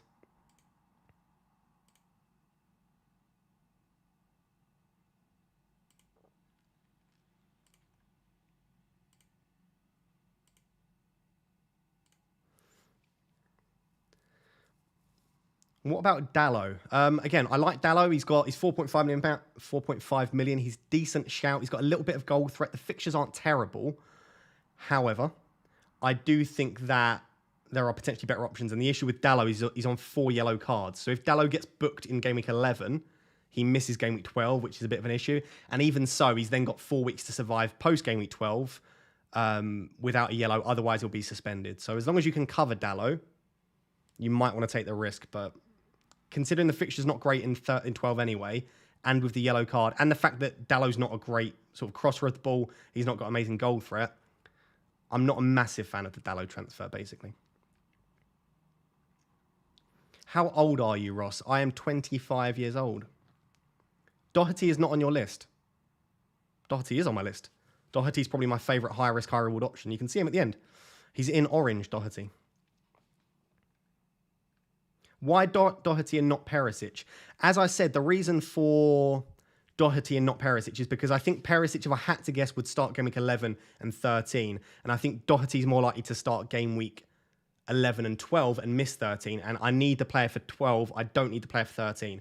So if my prediction, and I promise this isn't any in the know knowledge, it's not dead cert, my prediction would be Doherty is slightly more likely to play 12 than 13. For that reason, I think I prefer Doherty to Perisic. Play Nico or transfer James to Webster/Doherty. I would make the transfer. I think there's a chance Nico misses out again. Obviously, if he plays, he's a good option, but why Anderson over Kilman/Dunk? We went through that in quite a lot of detail before. I just think the fixtures are slightly better, and Palace defensively last season were very, very good. So if you want a complete explanation, go back to the start of the stream. What is your rationale for Haaland tempted by Kane? Everton have been pretty good defensively. Spurs haven't looked like putting a load of goals past teams. I mean, what are their actual goals scored this season in the different matches? I mean, they've scored, but like, yeah, right. So against Leicester, they scored 6, but that's Leicester. They've scored 1 against Brighton, 1 against Arsenal, 2 against Fulham, 1, 2, 1, 2, 4. So apart from game week 1 and game week 8, they haven't scored more than 2 goals in a single game this season. So they're not looking like a team, Spurs, that are going to put a team to the sword. And Kane just seems to be ticking along within a goal and then an assist and then a goal. Maybe a goal and an assist. But I don't see Kane getting a 17 or 18 pointer. It'll be a 17 pointer for a hat-trick. I don't even see Kane getting like a brace at the moment. It doesn't look very likely. And with Haaland does. And City look like a team that could put this, like, could score 3 or 4 goals against anyone. And Liverpool just don't look good at the moment. So I think there's significantly more chance that City score 4 goals plus against Liverpool than Spurs scoring 4 plus goals against Everton. And I think it's important to look at the player, but I also look at the team. And if I think the team will score a lot, Kane will score. And I think if City score a lot, Haaland will score. And I just think City are more likely to score quite a few goals against Liverpool. So that's why I'm currently thinking about Haaland ahead of Kane. Why Webster is the preferred pick? I just think he's good for the next 2 for the fixtures. Decent goal threat, decent enough for bonus points, relatively cheap. There's plenty of reasons to like Brighton defenders. We've got just under half an hour till the deadline. I would recommend in the next 10 to 15 minutes probably locking in your transfers. Who's the fixture tonight? Can't even remember. Brentford Brighton. So it could start your week off well. If you've got Trossard, Tony, Welbeck, Dunk, Webster, Veltman, if you've got anyone like that, you could have a really nice start to your week. Could also be a terrible start to your week, couldn't it? Think it could be a 1-1 draw, Liverpool versus City. It could be. If we go off the past 8 or 9 games, it should be about 5-5, right? Liverpool look really good going forward. They've looked even better in recent weeks. City look incredibly good going forward. They've looked good defensively, but we've seen this season, teams can put a few goals past City. I mean, Manchester United put 3 past them. So, yeah, I think it could be a huge, high-scoring game. That's why I'm perfectly happy holding Foden and Haaland. That's why I've said to people I wouldn't be selling De Bruyne and Salah particularly ahead of this week. I'd want as many attackers as possible in that game. Yes, of course, it's a big game. It could quite easily be 0-0, 1-1, 1-0, because they're 2 really good teams. But I think there'll be a lot of goals. Best Diaz replacement. Probably Zaha, Maddison, or Bowen would be my top 3. Any 3 of those are fine. Chris Mepham has no chance to be an option. We had Chris Mepham on the thing. There's Chris Mepham. He's in the middle option. I think he's fine. I think a Bournemouth defender is absolutely fine if you want to. I just would bear in mind that obviously they're not great, right? They've been a little bit better defensively recently, but they're still not a fantastic defence. And Mepham's probably not got a massive amount of goal threat. So it's up to you if you want to take that risk.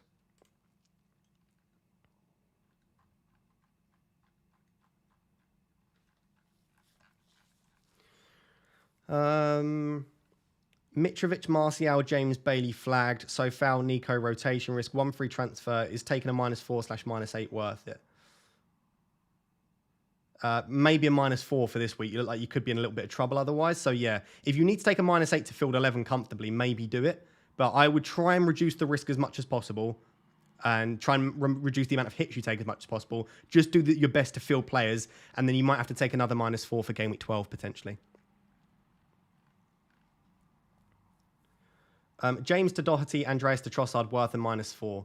Again, I'm not a massive fan of hits, if possible, if you can avoid it. But yeah, I think that's about as good as a -4 can look, to be honest, to bring in Doherty and Trossard. Got Harvey Barnes. Do I take him out now for a hit to Zaha or Bowen? Nah, it's not worth it for a hit for me. It's not worth it. I'd play Barnes and hope he does something. I do prefer the other 2 options, but I'm just not sure if it's worth a hit. Sheriff says, cheers, mate. Have no Arsenal. Would you get Gabriel for James or get Doherty/Dunk? Can bench Gabriel, Doherty in 12 to set long term. Would you start Castagna or Arsenal defender in 11? I would start the Arsenal defender in 11 and I'd get Gabriel.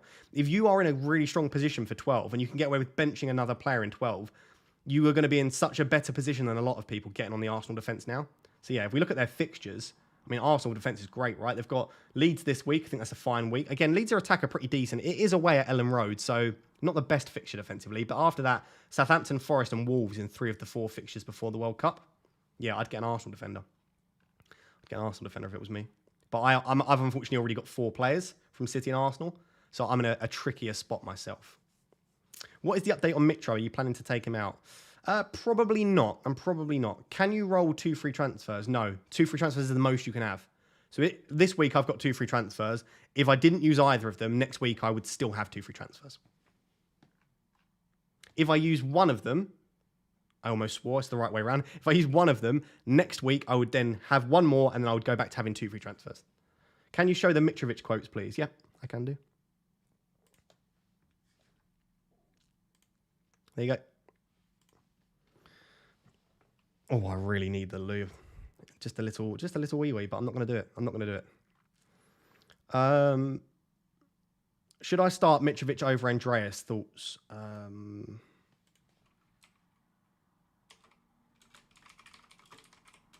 I'll put a poll in the chat.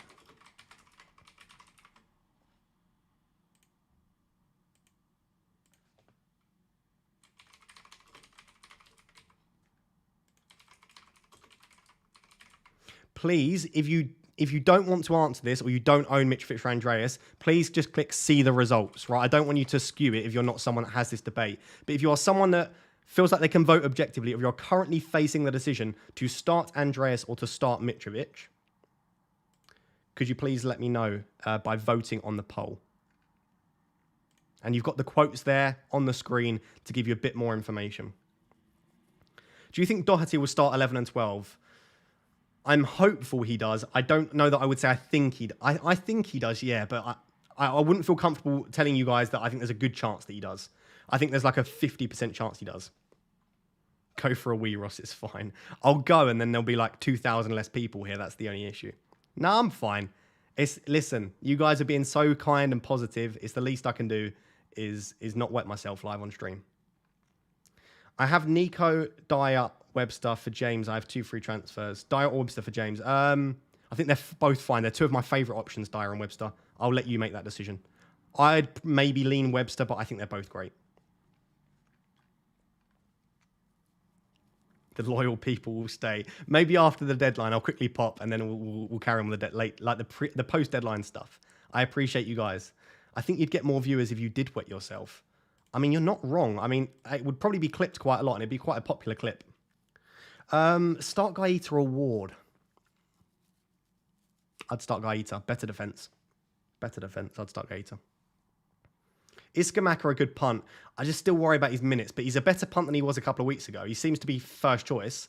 I just worry that he might miss one of the next 3 fixtures. And even if he doesn't, he's going to get a couple of early subs, 60 to 70 minute subs for Antonio.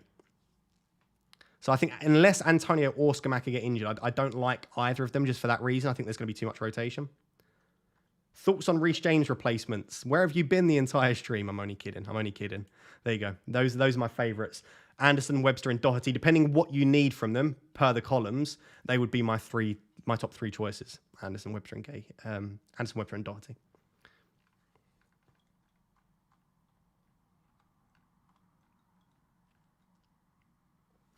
Dave says, locked in. Kilman for Patterson. Nice. Mitrovic starting. Andreas first sub. Justin for Fofana second bench. Yeah, really strong. Well done, Dave, because I know you had quite a few injuries to your defence, so good job.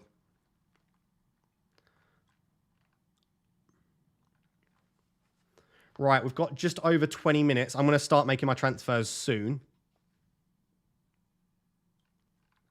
So I would probably recommend the same. Why do you prefer Webster over Dunk? It's literally a 50-50. Like Dunk and Webster, I do not want to be held responsible.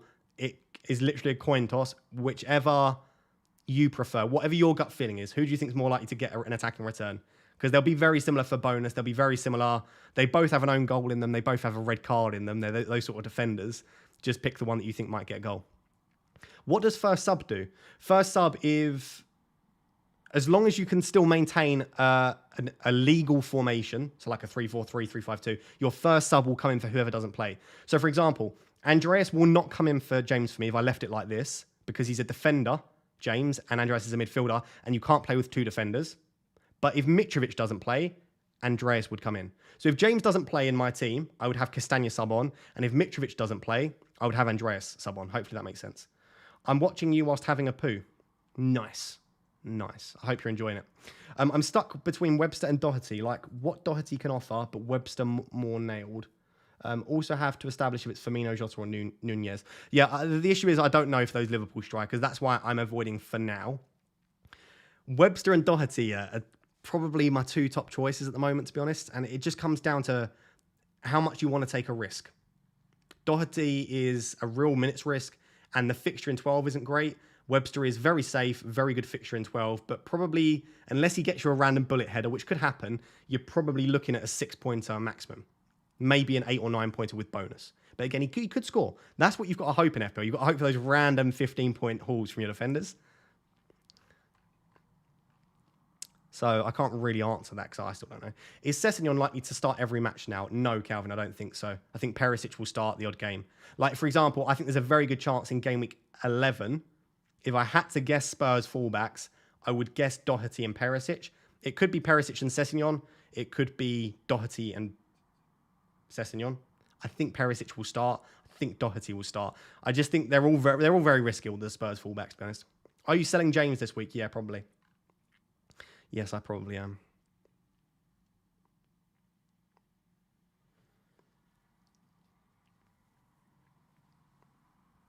Time traveller here. Haaland blanks. There we go. You've heard it here first from Neo. Is it okay to be triple Palace? Yeah, Palace have the best fixtures. They have the best fixtures. Look at that run up until 16. My word. Like, yeah. If I was on a wild card now, I would have triple Palace. Absolutely. I might be tempted by, like, I think if I was on a wild card now, I'd have Zaha, I'd have Gahey or Anderson, and I might have Eze or Elise as my 5th midfield. I might take a risk on my 5th mid. So that poll, just so that you know, 50% are currently leaning towards starting Mitrovic. About a third are starting Andreas, and then 13 said see the results. So most people tend to be leaning toward starting Mitrovic. Chris has asked, would you start Andreas or Mitro, bench them before Gahey? So I've just answered the first part, Chris. I don't know what I'm doing yet. I'm still thinking about that myself. Benching them before, I would start both of them ahead of Gahey, as you can see. So you can see what I'm currently leaning towards doing with my team. If I buy Webster, what do I do with Nico going forward? No, I have Cancelo, Trippier, Perisic. You could just put Nico 5th sub most weeks, Semi, to be honest.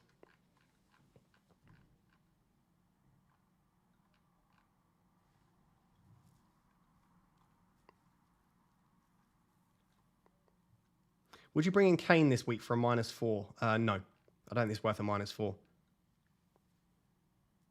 Like I said, I do think Kane will get a return against Everton. I just can't see a massive haul from Kane. I could be wrong. I could be wrong, absolutely. But I can't see it.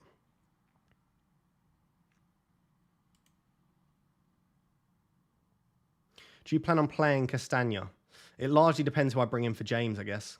It's getting so stressful as we approach the deadline. Don't stress. There's absolutely no need to stress about FPL. If I'm not stressing at 149th in the world with 4,300 people watching me, you don't need to stress. It's a game where we have limited control over the outcomes. It's a game where all you can do is put out the best possible team that you can, and let's just leave it at that. So don't stress over it. It's not worth it.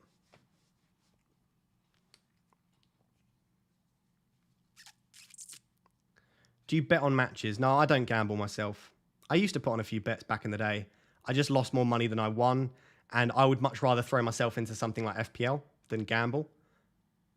I like buy the odd pack on Ultimate Champions and on FIFA, which are the two other like fantasy like football-based games that I play.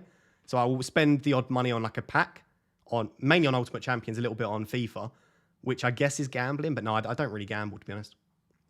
Raptor, you're the best looking content creator. That's a good way to get my attention, Josh. Thank you. Dunk or Webster. It's a 50-50. Flip a coin. I think they're both good options. There's not a lot between them.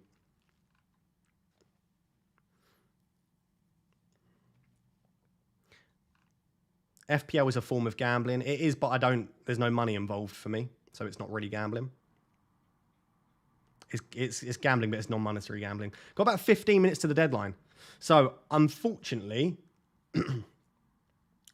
I am going to not reveal my exact transfer. That being said, I've pretty much told you what I'm doing anyway. I've told you my favourite options. I'm going to keep Mitrovic and I'm going to sell James.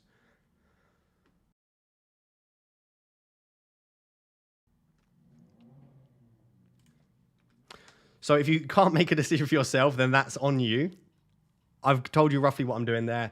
And yeah, I think it comes down to your gut feeling as well. Like FPL is about making your own picks.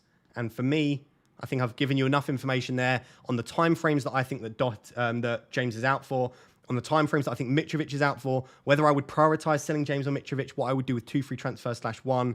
So I don't think realistically you've got... basically, I think you've got enough information to make your own informed decisions, essentially. Ross, can you advise your preference, Anderson, Castagna, or Dunk for James? Probably. I know I own Castagna, but probably Anderson or Dunk now. I don't mind either of them, to be honest. I don't mind either of them. Doherty slipped. No, it wasn't. I was looking at the graphic. I should do that though. I should convince you guys that I'm doing something. Webster, what? Kilman. No, there have been no Freudian slips from me. Trossard or Gross? Trossard. Sanchez or Ward? Sanchez. Dunk or Perisic? Probably Dunk. Aubameyang punt or move for someone else? I don't mind it. I don't mind an Aubameyang punt.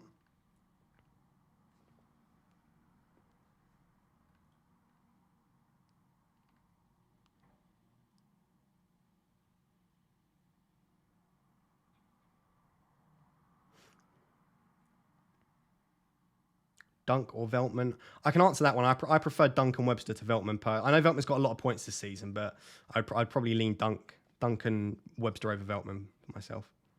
Doherty or Webster? Probably my 2 leading options at the moment are Webster and Doherty.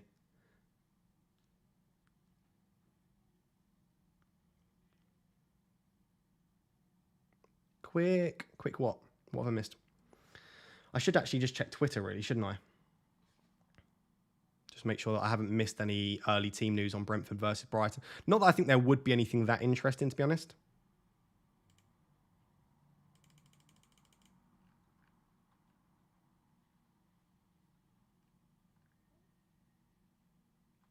What have you just uploaded, Oracle FPL? I don't want to play it because it's going to come through really loud. You've clipped me doing something and said that's the content we love. What have you clipped? Tell me in the chat what you've clipped. I don't think I've missed anything. Yeah, it is worth noting, Paul O'Keefe has predicted... Let me see if I can find the tweet.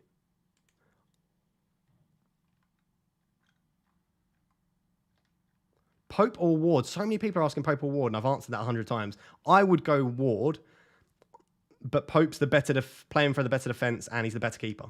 But I would play the fixture. I think the fixture's slightly better. Is Doherty worth it?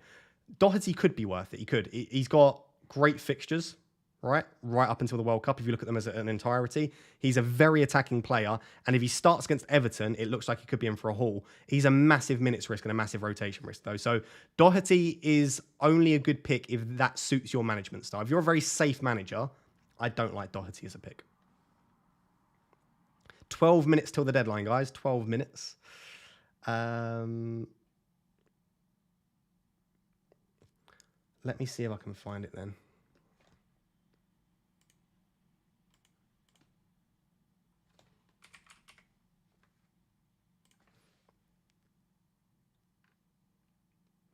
So this is Paul O'Keefe's prediction for Everton.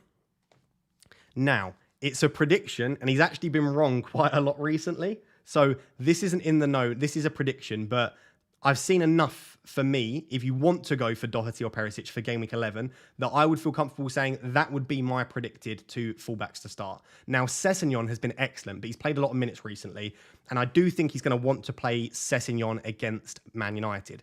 So I think Sessegnon will miss this week. I think Sessegnon will play in game week 12, and then it's basically one of Doherty or Perisic for game week 12, playing at right wing back, and then I think Emerson will come back in from game week 13. So if I had to predict now, I'd say Doherty and Perisic are the starting fullbacks in 11. I would say Doherty and Sessegnon in 12. And then I would say probably Sessegnon and Emerson Royale would play in 13, or Perisic and Emerson Royale. That would be my prediction. So that's on you to use that as you see fit, basically.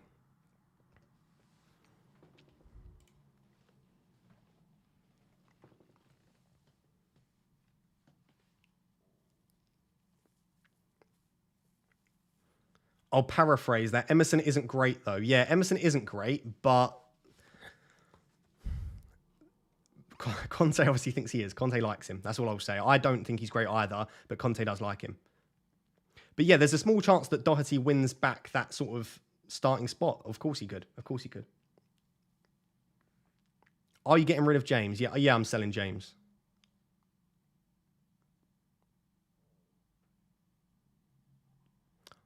I haven't decided if I'm starting Mitrovic yet, to be honest.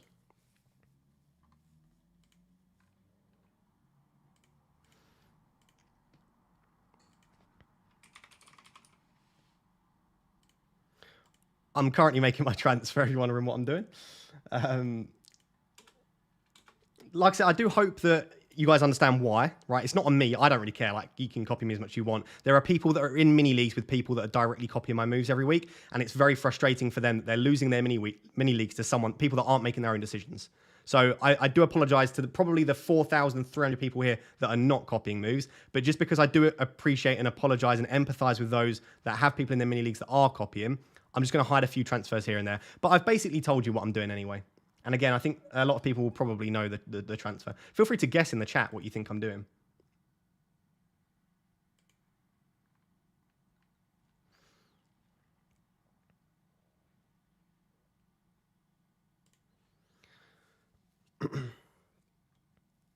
Yep, we've got a guy in our mini league doing it. There we go. It's not fair for you. It's not fair for you. It's my first time watching you, Mr. Ross, and it's got some good information you're giving to everyone. I like it a lot. Yeah, thank you. If you are new to the channel, like I've said before in the stream, I try not to say it too often, but I do say it far too often. Please do subscribe to the channel. I really would appreciate it. We're on the road to 50,000. If we could hit 50,000 by the end of 2022, what a way to finish the calendar year that would be. So yeah, if you're new and you've not subscribed yet, please do subscribe. And yeah, we do these deadline streams every week. We do these deadline streams every week. Apart from game week 12, because I'm lecturing directly before the deadline. So it will probably be a game week 12. Game week 12 deadline will probably be Monday evening. So make a little note right now. For the 4,000 people watching now, just put on your phone, Raptor will probably be going live on Monday evening, not Tuesday evening, because I'm lecturing like an hour. My lecture finishes like an hour before the deadline. Before the deadline starts, so I probably won't be able to do a deadline stream. £100 on Webster. Interesting. Okay, the chat seem to think I'm doing Webster. I can neither confirm nor deny.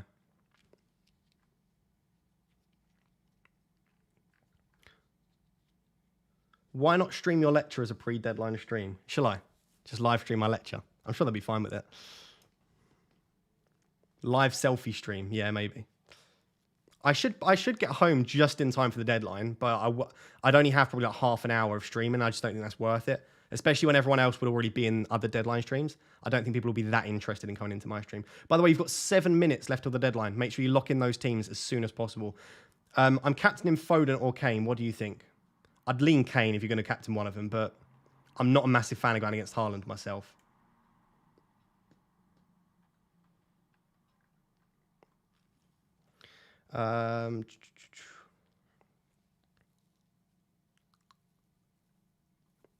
Ross, are you going to start Mitrovic? I haven't fully decided on that. I think it's a tricky one. I think if you think he's going to get some minutes, he's probably, even if he comes off the bench, he's probably a better option than Andreas. I think there's a good chance he misses out anyway, and it wouldn't matter. Scratch your ear if it's Webster. I think I actually just scratched my ear, but that wasn't it in response to that. And that's a funny one. I like that. Scratch your ear if it's Webster. Do your students know you're an FPL Raptor? Yeah, I do have quite a few students that know that I am FPL Raptor. I had someone in a seminar the other day ask for an autograph, which was a weird one, giving an autograph to a student. Yeah, a lot of my students know that I do YouTube for sure, which is super cool, right? I'm not saying I'm a celebrity, but it's pretty cool to be recognized in public for YouTube. It's not something that I ever imagined would happen like very often. Breathe if you... I love that. Breathe if you did Doherty. Does that mean I can't breathe if I didn't do Doherty? That's funny. I have Justin ahead of Gahey on the bench, but starting Gaeta over Ward. I'm clearly conflicted. No, because I'm the same. If I had Ward and Gaeta, I would start Gaeta, Frosty, but I would have Justin and Castagna ahead of Gahey because I think Justin and Castagna carry a little bit of goal threat. So no, I agree. I agree with that, Frosty. What do you lecture in? I lecture in sport psychology. How does subs count points, and does it matter in the order? Yeah, it will be, if you're someone in your 11 doesn't play, your first sub will come on, assuming that it's a legal formation. Sorry, my chat just completely froze then. Would love you as a lecturer. Thank you very much. I like it. I think I'm a decent. I did just scratch my ear again, didn't I? This isn't me giving subliminal messaging. I clearly just have an itchy ear. I think I'm not. This isn't subliminal messaging. I promise. I love these live streams. I love these live streams. We've only got 5 minutes to the deadline, by the way. 5 minutes to the deadline. Are you consciously being too polite and less money conscious? What does that question mean? I don't know what that question means.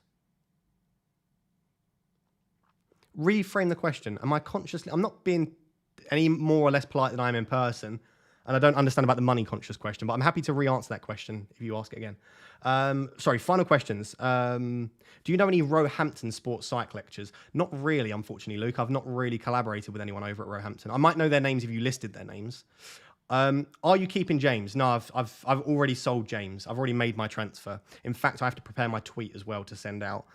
Adam Smith is going to haul tomorrow, and I'm going to have a beer to celebrate. Do you know what, Frosty? I genuinely hope he does haul for you. I genuinely do. I mean, I don't have any... I mean, I've got Mitrovic and Andreas, but to be honest, you've had such bad luck this season with everything. I do not see any reason why I wouldn't be cheering you on there, to be honest. What am I doing? Getting a screenshot of my team. You did Webster. Apparently I'm being told I've done Webster now. Wear glasses if you did Darcy. These are some funny comments, to be honest. What are your views on Ivan Toney? Yeah, he's fine as an option. I think there are probably slightly more exciting picks, but he'll tick along. Where do you lecture? I lecture at Nottingham Trent University.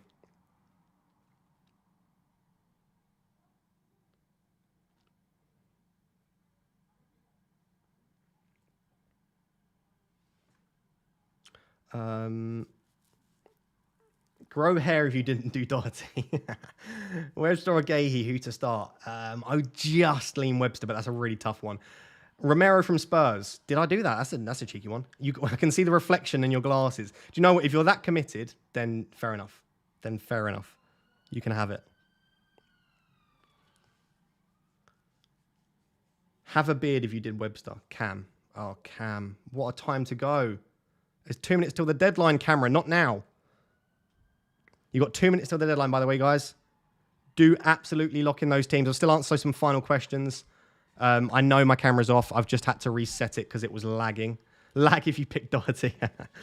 Cam is injured. Yeah, I think my camera is injured, 50%. Should I start Mitrovic? It's completely up to you if you want to start Andreas or Mitrovic. I think that's a 50-50 decision. Frosty says it 100% won't be Doherty as Ross needs to protect rank and get minutes in game week 12. There we go. Frosty said that. Your camera is red flag. You've got about 1 minute till the deadline. Please lock in those teams. I do not want to see anyone that does not have their team locked in. All right, absolutely critical. Lock in your team. Make sure you've got your bench order sorted. Make sure you've got your captain and vice captain sorted. Make sure you've made your transfers. If you've activated a chip, make sure that chip is activated as well.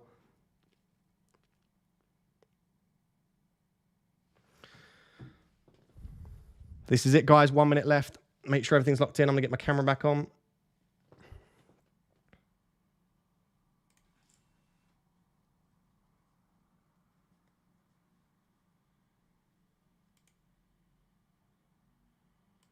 All right, I think we're pretty much going to be locked in. You've got probably like 10, 20 seconds by the time you hear my voice. Make sure your teams are absolutely locked in. Too late for last minute questions. Just go with your gut feeling. Get your teams locked in. I'm dying to copy your team, Ross. That's funny. That's funny. Cole, Peters or Anderson to start? Well, it's going to be too late, but I'd probably start Cole Peters for the attacking threat, but it's probably too late now. I think we're going to be locked in very soon. Get your teams locked in. What does the wrench mean in the chat? Those are moderators. So anyone with a wrench next to their name is a moderator. They just help me look after the chat. Cool, that is the deadline. We are locked in. I'm going to show you my team in a second. Before I show you my team, after I show you my team, we stick around for like half an hour and chat about all sorts of FPL stuff. So please don't leave the stream. If you do leave the stream, make sure to subscribe, make sure to like, but don't leave. Stick around. It's going to be very, very interesting chats going on after we show my team, basically. We are locked in. We are locked in. That's it. Get those lock emojis in the chat. That's it. We're done. So, what did I do? What did I do? Right. Basically, this is what I did. I did Doherty. So, I think a few people called it in the chat. This does not go in line with what I've done this season. It goes against all of the advice that I've given. I don't regret it, and I understand why people will say this is a bad choice. And listen, if it is a bad choice, I will hold my hands up. I'll hold my hands up now, ahead of time. I don't think this is a very sensible transfer. I think with the way my team's lined up with Foden, Cancelo, and Haaland, with having Mitrovic in there as well, not Mitrovic, Martinelli, I should say, and having the Mitrovic issue, I just think that I probably want someone that's going to start in game week 12 dead cert. But I just think that this Everton fixture, and if he starts against United, could be really nice. I've just gone for a bit of a high upside pick. I can't take the risk. Sorry, that's not the right word. I can't, I'm just seeing the chat. Sorry, just in the chat, wasn't trying to answer. I can't pass up the opportunity to go close to first in the world. And I think Doherty can put me there. Like, Webster, yes. Webster could score a bullet header, absolutely. Yes, Castagna could score. But when I look at the players that I think have a good chance of getting a 15-pointer, Doherty's top of that list, and God, I think the Feds are out to get me. I can hear them. I think there's a good chance. There's not a good chance. There's a possibility he gets a 15-pointer. He's that sort of player. And I just want that chance to get him first in the world. And I would rather drop down, but have given it a go when I'm this close. So I'm going to give it a go. I'm going to attack. I'm going to go for Doherty. If he gets benched in 11 or 12, I suck that up. And I will hold my hands up that it wasn't a particularly sensible transfer. So, yeah. I know a lot of people that know me quite well are probably quite shocked. To be fair, throughout the stream, again, I didn't lie. I said I'd be going for Webster or Doherty, and I said I really liked Doherty. So hopefully that's fine. If you want to go run the likes up on that tweet, here's the tweet. Spamming my own chat. Rosh, you copied me. Fantastic. I'm excited. I'm excited, to be fair. I think Doherty's an exciting pick, isn't he? I don't even know when they play. When do Spurs play? Is it Saturday or Sunday?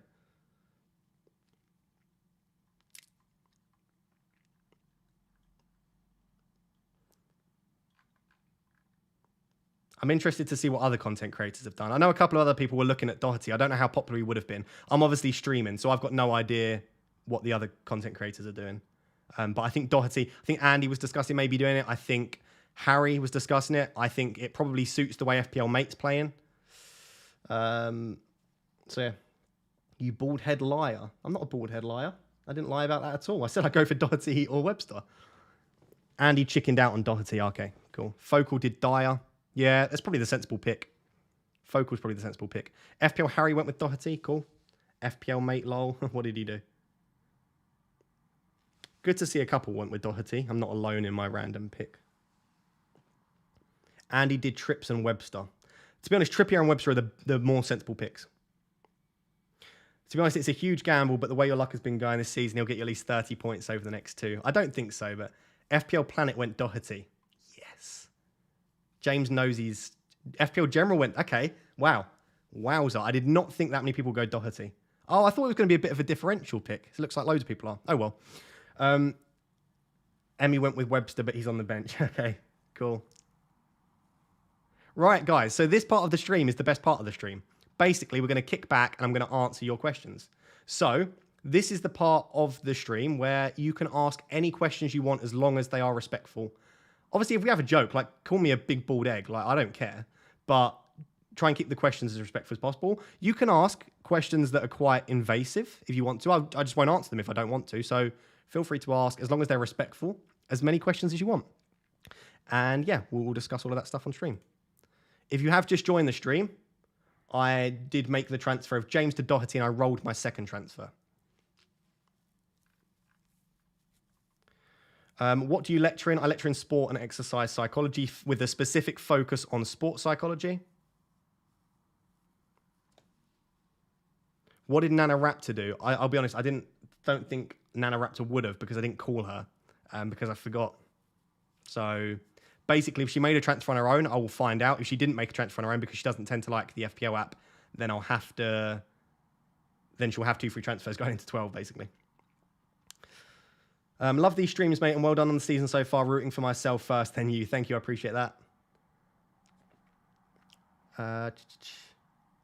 Who's your favourite FPL content creator? Andy's the OG, right? Andy I've watched for a long time now. I love Andy's content. Outside of Andy, my 2 favourite to watch would probably...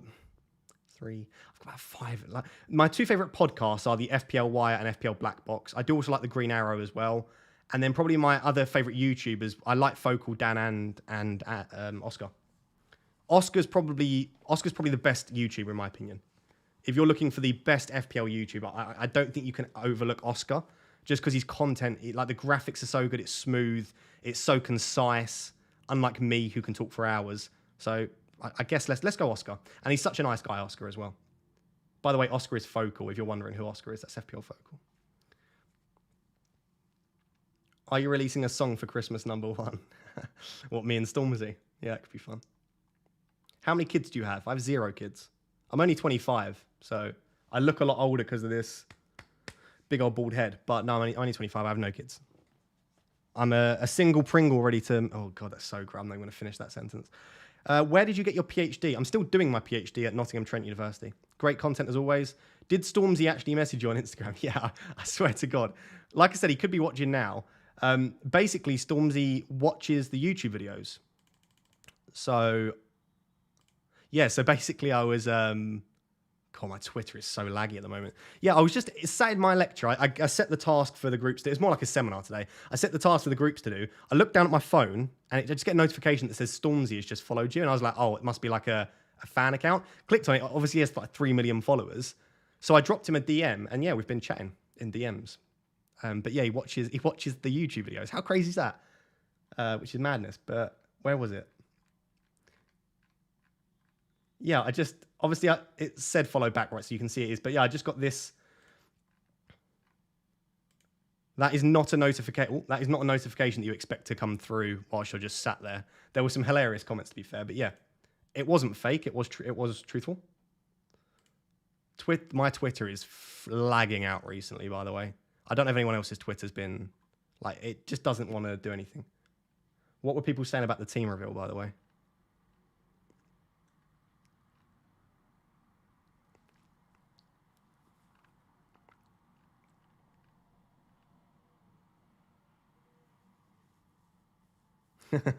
Cool, pretty funny comments there. Sorry, what was I doing? Let's move back to the questions. Show the DMs. I'm not gonna release the. I've showed a few of my friends what he's been saying in DMs, but I'm not gonna just post our DMs because then he won't DM me anymore. Have you ever really loved a woman? Wow, look at these questions. Yeah, I was with a woman. I was engaged to a woman. I was with a woman for 6 years. So yeah, I have felt true love. Raptor, this dinosaur has loved before. Finally confirmed that Oscar is focal. I mean, that's not a new news. Oscar's name's around everywhere. Raptor Focal Dream Team. I do love collabing with Focal, and I love Harry as well. I think Harry's absolutely amazing too. 25, you look 40 in a good way. At least it's in a good way. Humpty Dumpty. Oh no, it's starting. Humpty Dumpty. You can't call me Humpty Dumpty. That's never okay. Honestly, the comments last week were killing me. The comments were. You can't call me Humpty Dumpty when I know that there's a chance that Stormzy's watching. I've got to act cool. Better with the cap off. What do we think? I might run a poll. I'll run a poll in a second. 1 sec. Let's Talk FPL Andy and As of Black Box are good. Yeah, listen, all of the content creators out there are fantastic. I'm at NTU in Nottingham right now. Cool, I'm in Nottingham right now and also at NTU. So there we go, Morgan. Maybe I'll see you around. Wait, let me get my charger to enjoy this show. Humpty Dumpty. Can you stop? Right, I'm ignoring anyone that calls me Humpty Dumpty. Stormzy just wanted you to follow back, maybe. How did the Stormzy follow on Insta rate compared to the Frosty follow on Twitter? Obviously, the follow from you was better, Frosty. Are you married? No, I am single, completely single. I like the way that I add completely, like desperately single, somebody love me. No, I'm single. Love the shine from your hair. Nice. Love the shine from your hair, that's pretty funny. Are you Fabian Barthez? I've heard that one before. I'm a Man United fan, so I love Fabian Barthez, to be fair. So yeah, I say to be fair quite a lot. I don't know when I would ever not be fair, but I say to be fair far too often. I do know that. Cap off, cap on is for when you're starting to go bald and don't have a beard. Okay, interesting. Does anyone in your lectures ask you for FPL advice? Yeah, I get a lot of, not a lot. That makes me sound like I think I'm a celebrity. I've been recognised a few times, yeah. And yeah, I've been asked for advice, autographs, which was a weird one. People do chat to me about FPL and stuff, yeah, for sure. Some book and podcast recommendations, bro. I'm not a big podcast guy. I'd much rather just read a book or listen to a book on Audible. I'm currently still reading the Mistborn trilogy. I'm halfway through the third and final book. I absolutely love that. So if you're looking for a fiction book, the Mistborn trilogy by Brandon Sanderson. If you're looking for just a non-fiction, I will always say Happy Sexy Millionaire and Atomic Habits and Why We Sleep would be my top 3 books. Right, let's run a poll. This is the most important poll we've ever had on the channel. What do you prefer?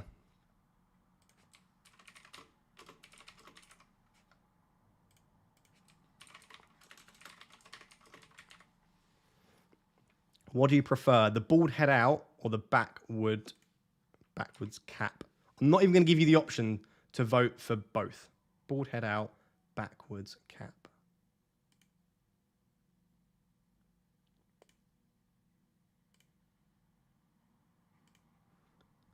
Sad news, Robbie Coltrane is just died. That's Hagrid, isn't it? Oh, that is sad. Yeah, that is sad, isn't it? I'm a big Harry Potter fan, but I'm not like a Harry Potter like nerd, right? I need to give you the options. I'm not a Harry Potter like nerd, but yeah, that's sad. I mean, anyone dying is sad regardless. But yeah, there's the hat on, right?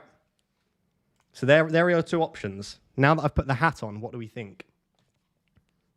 What about forward cap? No one likes the forward. The issue with a forward cap on a stream or when I'm recording is, so my light's up. My light's up above my head because of my glasses. If my light was directly in front of my face, you'd see that light. So I have to put the light up. But what that means is that I can't wear a cap because the light's blocking it.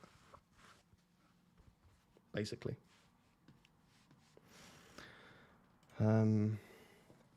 bald is way better. I mean, it's a good thing that you guys think that bald looks good, because most of the time, I've obviously got my bald head out. Guys, we just hit 44,000 subscribers. That's madness. 44,000. Like, ridiculous. Like, I know that it's the rank that is helping that, but that is crazy that we're growing as quick as we are. I think I've gained 10,000 subscribers in like a week, which is crazy. Like 2 weeks. Right, people tend to favour the bald head. There we go. The bald head stays. Try sideways cap. Sideways cap is a disaster. Stop calling me Johnny Sins. I do not look like Johnny Sins. Love a man in a ball cap. Cool. So see, some people do like the baseball cap. Beanie Ross, best Ross. Yeah, Beanie Ross is coming out to play soon. Beanie Ross is coming out to toupee. I'm not getting a toupee. PlayStation or Xbox? PlayStation. Are you Heisenberg? I'm potentially. You're not 10 Hag, you're 5 Hag. That's outrageous, James. Are you the same person that called me Humpty Dumpty earlier? I quite like Humpty Dumpty. I think it's quite funny. Do any FPL content creators have you blocked on Twitter? No. They probably have me muted, a lot of people. I've been pretty unbearable on Twitter, celebrating all of my recent success on YouTube and on FPL. So yeah, I wouldn't be surprised if people have me muted, but I don't think anyone has me blocked. Recently subscribed after the hip hop and gym chat after the recent deadline stream. Absolutely. The loves of my life. Hip hop, rap and gym and nutrition and psychology and FPL. And anyone that thinks my bald head is beautiful can be loved as well. Change your name to FPL Egg. I think FPL Humpty Dumpty is better, but yeah. With the cap on, I feel an impulse to draw a face in the space of the hat. It's so funny when I was in the sun in Italy, I think it was. I had a massive like burn mark. I'd kept my hat on backwards all day, and there was just a massive like burn semicircle into my forehead. FPL Nim in the chat. Good to see you, Nim. She says, it's not bald, it's a solar panel for a sex machine. There we go. There we go. You've heard it here first. You've heard it here first. I mean, I don't think it is, but maybe that's why it reflects.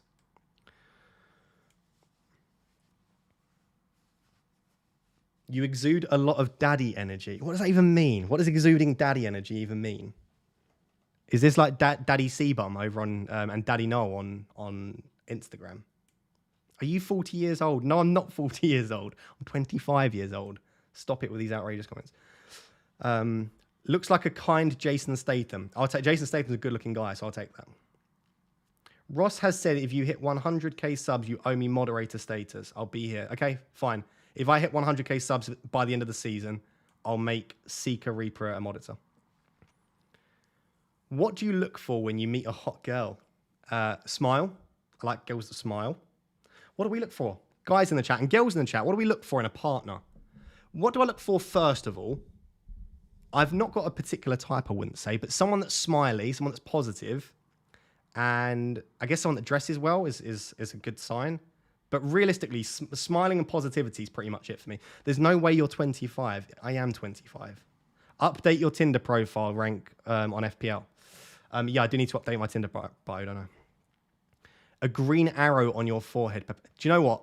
If I win FPL, or let's say if I'm going into the final game week in the top 10, I would do a deadline stream with a green arrow semi-permanent tattooed in that space in my forehead. There we go. I'll get some, even if it's not a tattoo, it's like a sticker. I'll get something, some kind of green arrow in the semicircle of my forehead if I go into the final game week in the top 10. It's not going to happen. That's why I'm saying it. I'm struggling to eat these days. My appetite is non-existent. Just eat whenever you can, soldier boy. Maybe go to the doctor. I would advise if your appetite's very low for longer than sort of 2 or 3 weeks, there might be something underlying there. So just pop to the doctor if you've got any issues like that. Why the name Raptor? I am a Toronto Raptors fan, NBA, and that's pretty much it. And I thought what I wanted with my name is I wanted to be able to like be called my name, and this isn't a random dig at like FPL mate or Let's Talk FPL, but you can't really call FPL mate because you call everyone mate. And then you can't really call Andy Let's Talk FPL. Like, you can refer to him that, but if I met Andy in person or if I was talking to him on Twitter, I would call him Andy. Whereas I like the fact that Raptor, you can be called Like someone could call me Raptor, but like people that meet me from FPL, they call me Raptor in person. It's not weird. So I liked that about Raptor as well. And I just think Raptors are pretty cool, right? People, what do they look for? Oh, Joe has said he looks for a pulse. Joe, your standards aren't very high then, but at least you do look for a pulse. Frosty looks for intelligence. I look for intelligence in a woman, but I'm not, for me, it doesn't have to be like academic intelligence. It can be like, there are loads of different types of intelligence. It can be like creative intelligence, like someone that's really good at art. It can be academic. It can be like witty intelligence. So it doesn't have to be academic intelligence, but yeah. Humor, yeah, must have a sense of humor, I agree. Kindness. Breasts, yeah. I mean, yes, Adam, preferably if possible. Are you still chirps in FPL Yelena? That's an outrageous question that I'm not answering. If Yelena's in the chat, say hello. Why the name Raptor? Why the name Raptor? I've answered that one, haven't I? She is real is my only demand. These are really low standards. Real and a pulse. I mean, ideally yes to both, but yeah. Ignore these trolls. You are a positive person. I think most of them are only joking. Some people are probably just being rude, but you know, being smart. Anyone who's stupid is a no-go. I agree that there has to be some level of intelligence, and I perceive myself as a relatively intelligent person. I think you need to have a match, right? If you're not an intelligent person particularly, then maybe it doesn't matter as much to you. But I think there needs to be some kind of synchronicity, let's use that word, between the two for intelligence. Compatibility was the one I was looking for, I think. I like my girl with a bald head, Luke says. Your voice sounds like Charles Leclerc. Interesting. I don't really watch a lot of F1, but that's cool. I think he's pretty big, isn't he? Apologies. I need to watch more F1. Bunda, I believe they say. They do. I mean, I don't say bunda, but yes, bunda is the word that everyone's using at the moment. Can you imagine if I said bunda? It just doesn't suit the way I speak. How did you come up with the name Raptor? There's a lot of people asking that. Hopefully I've answered your question there. Do you have an office? No, I live in a studio. My bed is 2 foot that way. My kitchen is 2 foot behind me, behind my green screen. And then my bathroom is about 20 feet behind my kitchen. So no, everything's in one room for me. I know I'm very behind on the chat, by the way. I'm just randomly scrolling through. I'm not very up to date. Green Sharpie. You got to make it permanent if you win. If I win, I'll get an FPL tattoo. And I don't like tattoos, and I've never had a tattoo. So there we go. If I win FPL, I'll get an FPL tattoo. Clip it. Clip it.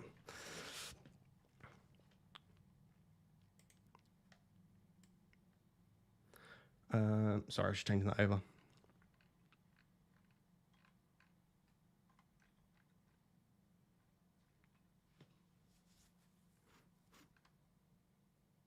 A girl that doesn't do milk before cereal. Guys, please tell me there is no one in the chat that puts milk before cereal.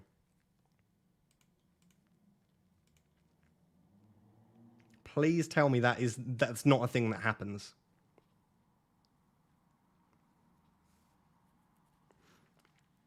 How long does FPL take to update? Like 45 minutes usually. How is Nanoraptor? Nanoraptor's doing well, thank you. Yep, Nanoraptor's doing well. You give me Raptor energy. Random but nice. You don't look 40 with that face and skin at all. I'm 40 and have a face like an apple that's been left for too long in the fridge. Thank you. I think it's the bald head. The round glasses make me look a lot older. Obviously the beard. And also I just think the way I carry myself is potentially slightly more mature than a normal 25. I don't know. You tell me. You tell me. It's the correct way, Ross. I might end up banning half the chat that put milk before cereal. Just no. I guess if you really like your cereal crunchy, it's only the bottom bit that gets soggy. Whereas I guess if you put the cereal then the milk, it's kind of all gets a little bit soggy. So I guess if you're a super in favor of crunchy cereal, then maybe that's the way. But to be honest, I'm massively judging everyone that puts milk before cereal. The more important question, I think this is one to discuss, is for tea and coffee, does the milk go before either of those? Like sometimes I could make a coffee and put the milk first. Like I understand that. I still would normally put the milk last, but that I understand. Don't you still need a wee? I'm busting for a wee, but we've made it this far now. I'll stay for a bit longer and then I'll give myself some sort of kidney infection by holding it. Ross, what is a woman? You don't want to know. You don't want to know. Life's easier without. A young Stanley Tucci, Charles. I don't know who half these people are that you're calling me. I'm going to take them all as compliments. Will FPL update completely before the deadline? Yeah, before the deadline. What do you mean? FPL will update soon. Ross, we already knew you were going to get Doherty. It slipped out. Yeah, it did. It really did. I was thinking about making my Doherty move.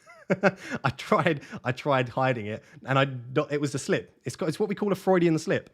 I was just thinking about Doherty, and as I meant to say James, I said Dot, and then I realised I'd made the mistake, and I tried playing it cool. But yeah, half the chat realised that I accidentally said Doherty. There we go. You should draw yellow marker on the top of your head so you will look like a yolk on top of an egg.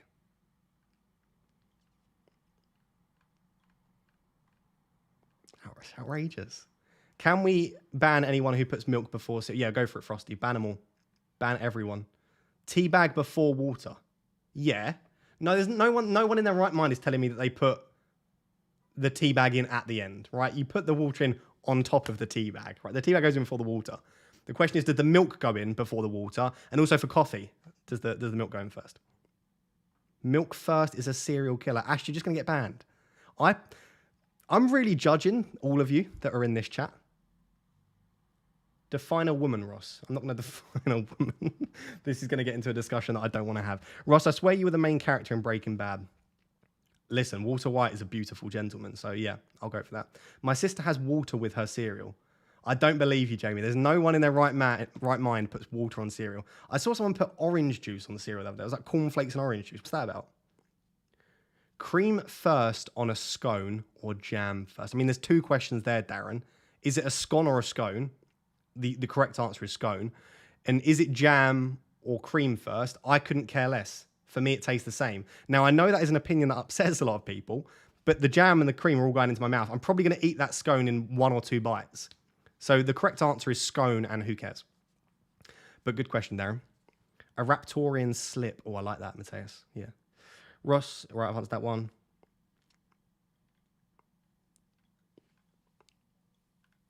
Why is a Freudian slip called? It's probably not a Freudian. That's probably not the correct definition of a Freudian slip. Freudian slip's more to do with like sexual slips in what you're saying because of all of the theories that Freud had, that you love your mother and that you envy your father and that you want to kill your father, all of that stuff. If you've not studied psychology, then you wouldn't know, but that's why. Because if you've got like a sexual slip by accident, like if I go to say, I don't know, like step and I accidentally say sex, then that's a Freudian slip. So this probably isn't an actual, this is probably just a slip. Have you ever got COVID? Not that I know of, to be honest. Raptorian sounds unbelievable, by the way. It does, doesn't it? It does. Good to see you in the chat, by the way, my man. It's a Devon versus Cornwall debate, and the correct answer is jam first. Okay. I use water on cereal, Humpty. Firstly, stop calling me Humpty Dumpty. Secondly, that's gross. That is gross. Hot water and milk with Weetabix, Keith. Why don't you just put milk on your Weetabix? I guess it maybe the hot water softens it. I'll allow that, Keith. I'll allow. Ketchup with cereal is the way to go. This is making me never want to live stream ever again. I'm also quite hungry, though. Not for ketchup and cereal, but for... Do you play football? I do. I used to play professional football. Where have you been? I've bragged about this enough. I played for Spurs for 8 seasons. I quit professional football when I was 15 due to injuries, due to not enjoying it. And I probably would have been dropped anyway because of the injuries. But yeah, I quit just before under 16s, basically. But yeah, I used to play elite, like youth football. So I haven't played proper football in 10 years, basically. But yeah, I can still play football. One of my old lecturers was dairy-free, so he had water on the cereal. Just get dairy-free milk. Simple as that. There's a lot of opinions on the scones. Good luck this week, mate. 2 digits incoming. Hopefully so, mate. That would be a ridiculous achievement. I don't think the team looks great, but I think it looks good enough. It's 2 a.m. here, but I'm enjoying your stream. Thank you. I appreciate that. I appreciate the 1,600 that have stuck around for this. Oh, by the way, we're only 51 likes off 2,000 likes. Could 51 of you please like the stream? That would be awesome. 51 likes off of 2,000. I think that would be the first time we've hit 2,000 on a stream. We had 5,500 people watching earlier, by the way, guys. 5,500 people. I did do a sneaky check. That was more than Oscar, mate. That was the second most on YouTube. Andy had 10,000. So we're massive. I'm not massive. We're massive as an entirety, as a group. We've absolutely smashed it. Gravy on Cocoa Pops. Just get in the bin. Get in the bin. What colour top of milk do you buy, Ross? Again, there is only one correct answer to what colour the top of the milk. This is more of a UK question, I think. I don't think this is the case in other countries. It might be. So in the UK, I can never remember which way blue and red are. I think is red full fat milk, i.e. the most fattening milk. You've got green, which is semi-skimmed, and I think blue is like fully skimmed. Basically, semi-skimmed milk. I go for the green top. The green is the only milk you can have. Again, there is a correct answer. And if you don't agree with me, you're wrong. Thoughts on Ross as the declining forename? I love it. I like not being the same as everyone else. No, who wants to be the same? Ross, you should plug your book. Yeah, maybe I'll do that in a second. I mean, it circles above my head. I plug it enough. Maybe I'll plug it again in a future video. But yeah, if you want to support me, I wrote an entire book on FPL. It's 50,000 words on the psychology of FPL. It's generally got pretty good reviews. Like, people in the chat always say that they enjoy it. Blue is full fat. I'm really sorry. I got the wrong way around. This is why I don't buy it. Green's the only option. Okay, so blue is full fat. Red is the healthiest. Green is just a good combination of both. God, my voice broke. We have that in Sweden too. Win FPL or never have a beard again. I can't get rid of the beard. I would look like a full-blown egg if I got rid of the beard, wouldn't I? I would look like a full egg. We are 15 subscribers, 15 followers off of 69,000. If you know, you know. Right, what are we doing?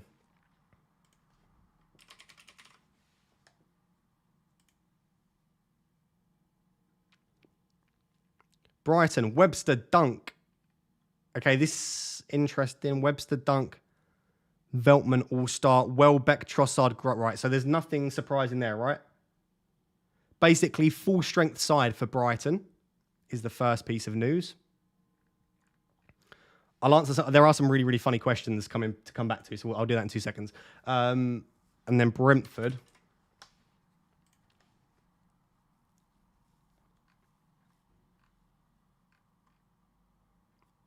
Excuse me, Brentford. You've missed your. Hello? Knock knock. Team news dropping at 7. Well, you're clearly lying, Brentford, because it hasn't. The team order is terrible. The team order is. I don't know why Brighton put in that order, and other teams have started copying as well. I know I shouldn't, but the full egg joke caught me off guard, so I laugh at it. To be fair, I enjoy laughing at myself. Ross, when you get out of the shower, do you tend to forget you don't have to dry your hair with a towel? No, but I still have to dry my head. So there still has to be. I don't just walk around with a wet head constantly.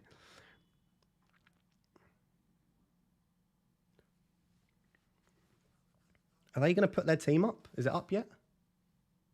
Oh, here we go. I mean, no one really cares with Brentford. I think most people have Tony and Burmo and maybe Raya and Henry and me. All of them start.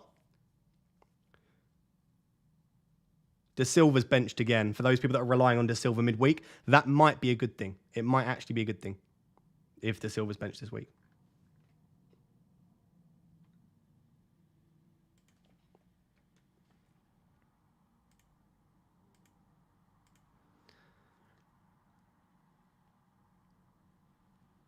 I can't even ask that question. There are some that are so bad I don't even want to read them out. What's your favourite alcoholic beverage? I'm not a massive drinker, to be fair. When I do drink, I probably drink too much. It is spiced rum and Coke would be my combo. Preferably a double so that you can taste the spiced rum, but single's fine. Single spiced rum and Coke, double spiced rum and Coke. Kraken would probably be my favourite spiced rum. Although Barbados is quite nice. They don't really do it in the UK. Captain Morgan's fine. Fairly standard. But spiced rum and Coke, Kraken, double with a lime on top. Perfection.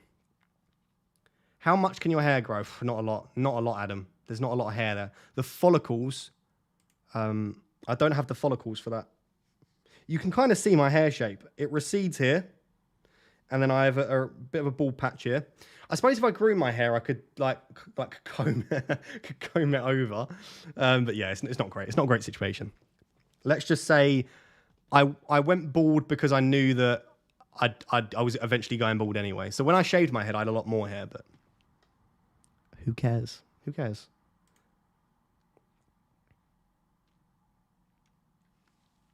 Were there any other funny questions I've missed? Please, what's your Twitter handle? It's FPL_Raptor. There'll be a link in the description. Just type in FPL Raptor on Twitter and it should come up, but it's _, which catches a couple people off.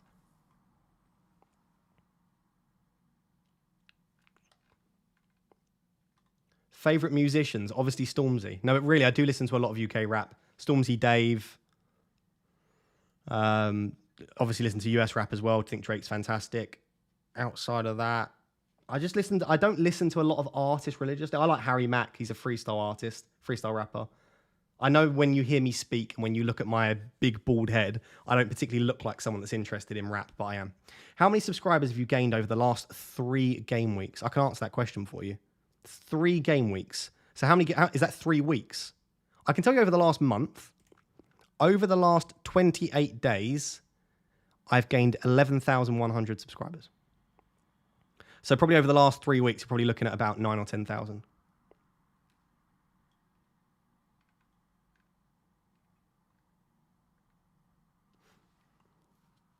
Yeah, I know Drake's Canadian. Apologies. It was let me reword that. North America. I of course know that because Drake's like an ambassador for Toronto Raptors, and I love Drake and I love Toronto Raptors. With your current rank, what would you be happy finishing the season with? Top 10k still. I know how close we are at the top, and I'm not big-headed enough to think that I'm this high because I'm just a fantastic FPL manager. I know I've had a massive amount of luck, and I think I need to acknowledge that I've had that much luck and realize that a top 10k finish would still be great for me. So I'm still aiming for top 10k. I mean, I'd like to win it, and I'll try to win it, but I would still be happy finishing top 10k.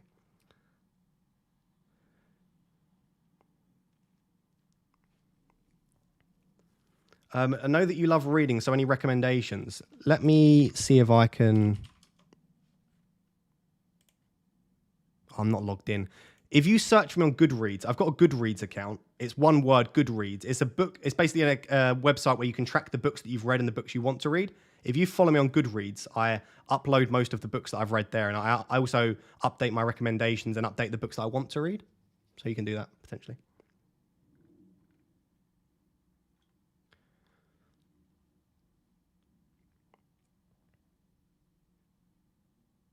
Piaget or Vygotsky. I haven't done that in so long that I wouldn't even know the major differences between the two.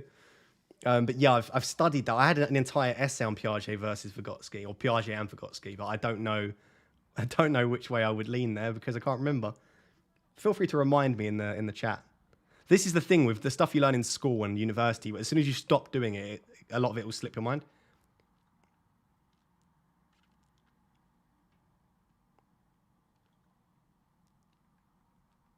Fantasy World Cup, yes or no? I guess it depends, to be honest. If I probably upload a couple of videos. If they do fairly well, then I'll continue to do it. If you guys aren't interested and they're getting like terrible views, I probably won't. Now, that isn't because I want to earn loads of money. Like, I don't do this for money. I've got a job. This is just for the passion of it.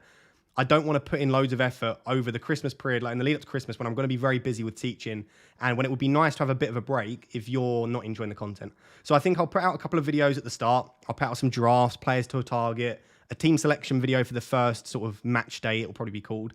And if you are enjoying watching it, I'll probably put out 1 video a week. It'll be like a team selection video, and then maybe I'll do 1 live stream a week as well. So yeah, there'll probably be some World Cup fantasy content. It just depends on how many likes, comments, views it gets, because again, it's just not worth the amount of effort it will put in for me in a busy period of the year for only a few people to watch the vids, unfortunately. So yeah, there'll be something for sure. And to be honest, the likes of Andy will be doing, because he's full-time, Andy, Oscar and Dan, they'll be pumping videos out because it's their full-time job.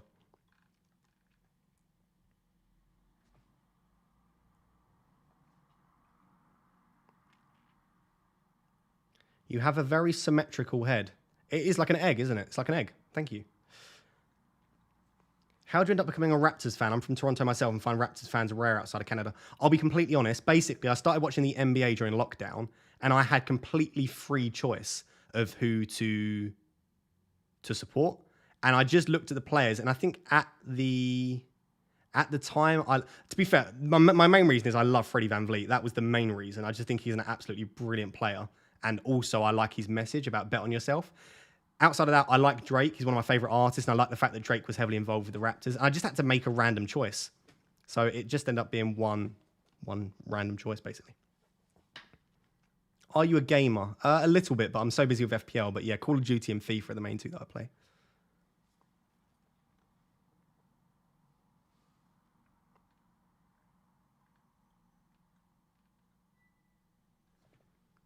Love your content, man. We'll be leaving now. See you next week. Yeah, see you next week. No worries at all. Do you play chess? Again, during lockdown, I picked up chess quite a lot.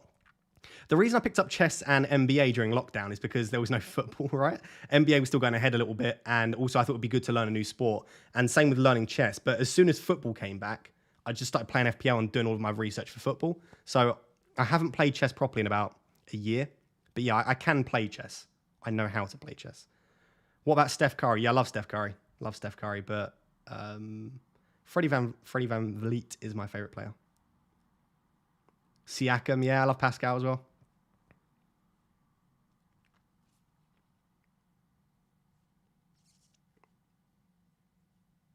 What's your chess rating? I think my elo was like 950 or 1,000. I was okay, not great, but I don't play anymore, so my chess rating is 0.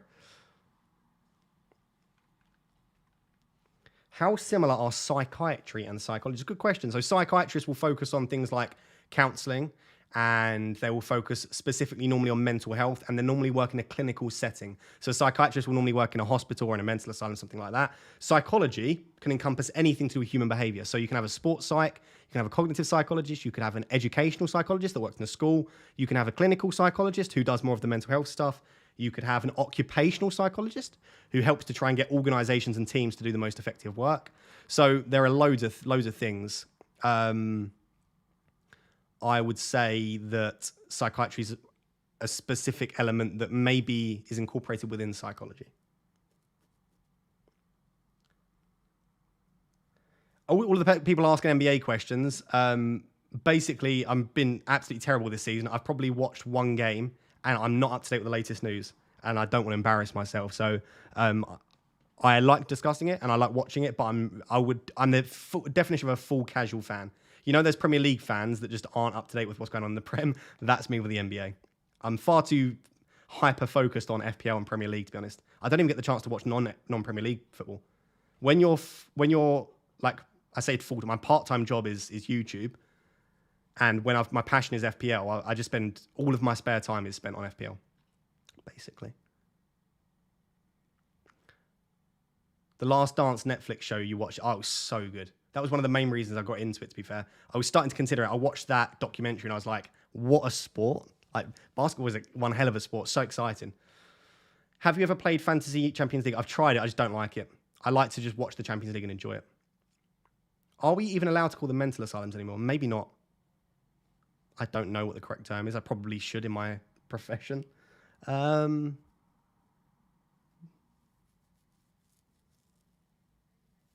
I think we still can. I guess it would just be a hospital. Something hospital. I don't know. Apologies if it wasn't the correct term to use. Have you played 2K23? No, not yet. But I've played previous 2K games. Not the most recent one, though. Your favourite movie and TV series? I feel like I should know the answer to the movie. Favourite TV series would be probably Suits or Prison Break. I know a lot of people don't like Prison Break, but Suits or Prison Break. What's your PhD thesis on? My PhD thesis is on the role of virtual reality. So we're using a lot of VR headsets in professional football. So it's sports psychology. So I'm looking at can virtual reality improve or supplement some physical training that the Premier League football clubs do? Psychiatric hospital. Yeah, that sounds better. That's probably what we should call them, Frosty. Your favourite movie, done that one. Game of Thrones or Lord of the Rings? Game of Thrones. The game is updated, has it? Imagine Teacher Ross would say transfer Salah in. What? Imagine Teacher Ross, would you transfer Salah in? Ross, quiet. To be fair, people don't really ask that many questions in the lectures. It's normally at the beginning or at the end. What applications do you use for streaming and producing videos? I use to create the graphics, Adobe Photoshop. To do the recording and to stream, I use OBS Studio, which is completely free. And then to edit, I use Adobe Premiere Pro. So basically, I have a subscription to Adobe, which is like £50 a month. And then OBS Studio is completely free.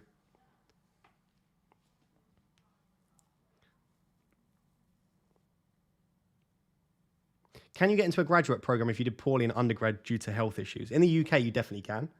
I don't know about other countries. Simply FPL in the chat. Good to see you, my man. Hope you are well. What rank would you be really disappointed with now this season? Anything less than 5k, maybe? We were discussing this. I think I'd be gutted if I finished outside the top 10k. We're still very tightly grouped. I mean, I'm only 30 points ahead of the top 5k. So I think it would be misplaced of me to say I'd be unhappy with a 5k finish. I think top 10k is good. I think if I finish at the top 10k after being as high as 150th, I don't know if you can hear that. Really loud music going past. I would be unhappy with outside top 10k after the start.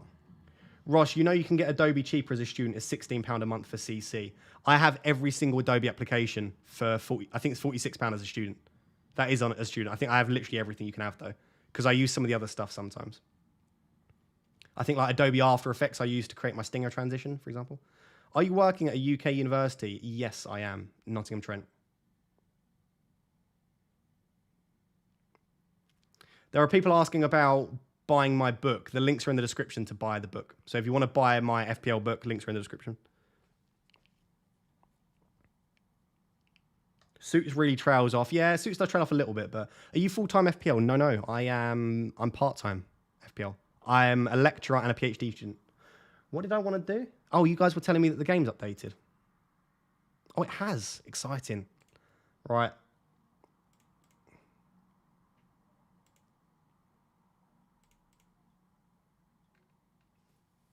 Here we are. Let's do this. So, the team as things stand.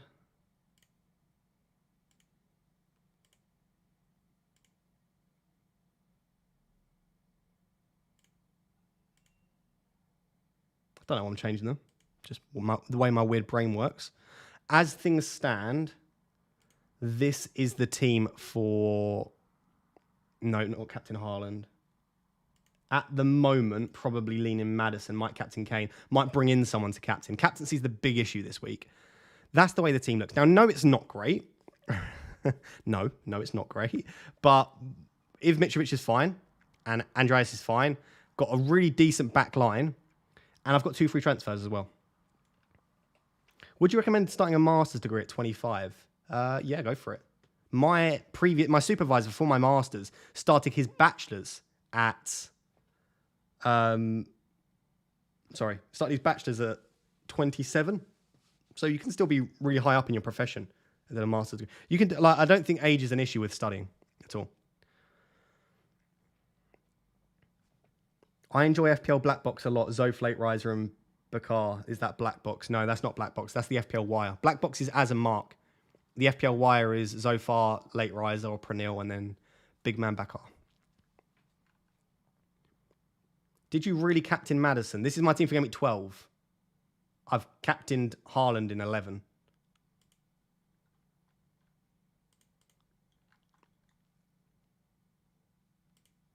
That's my team for 11.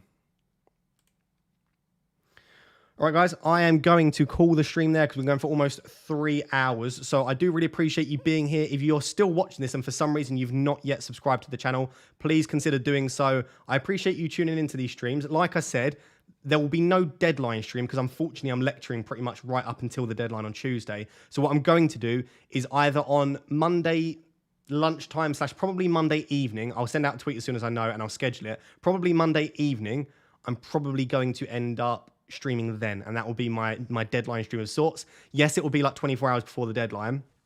Unfortunately, there's not a lot more I can do because I teach during the day on Tuesday.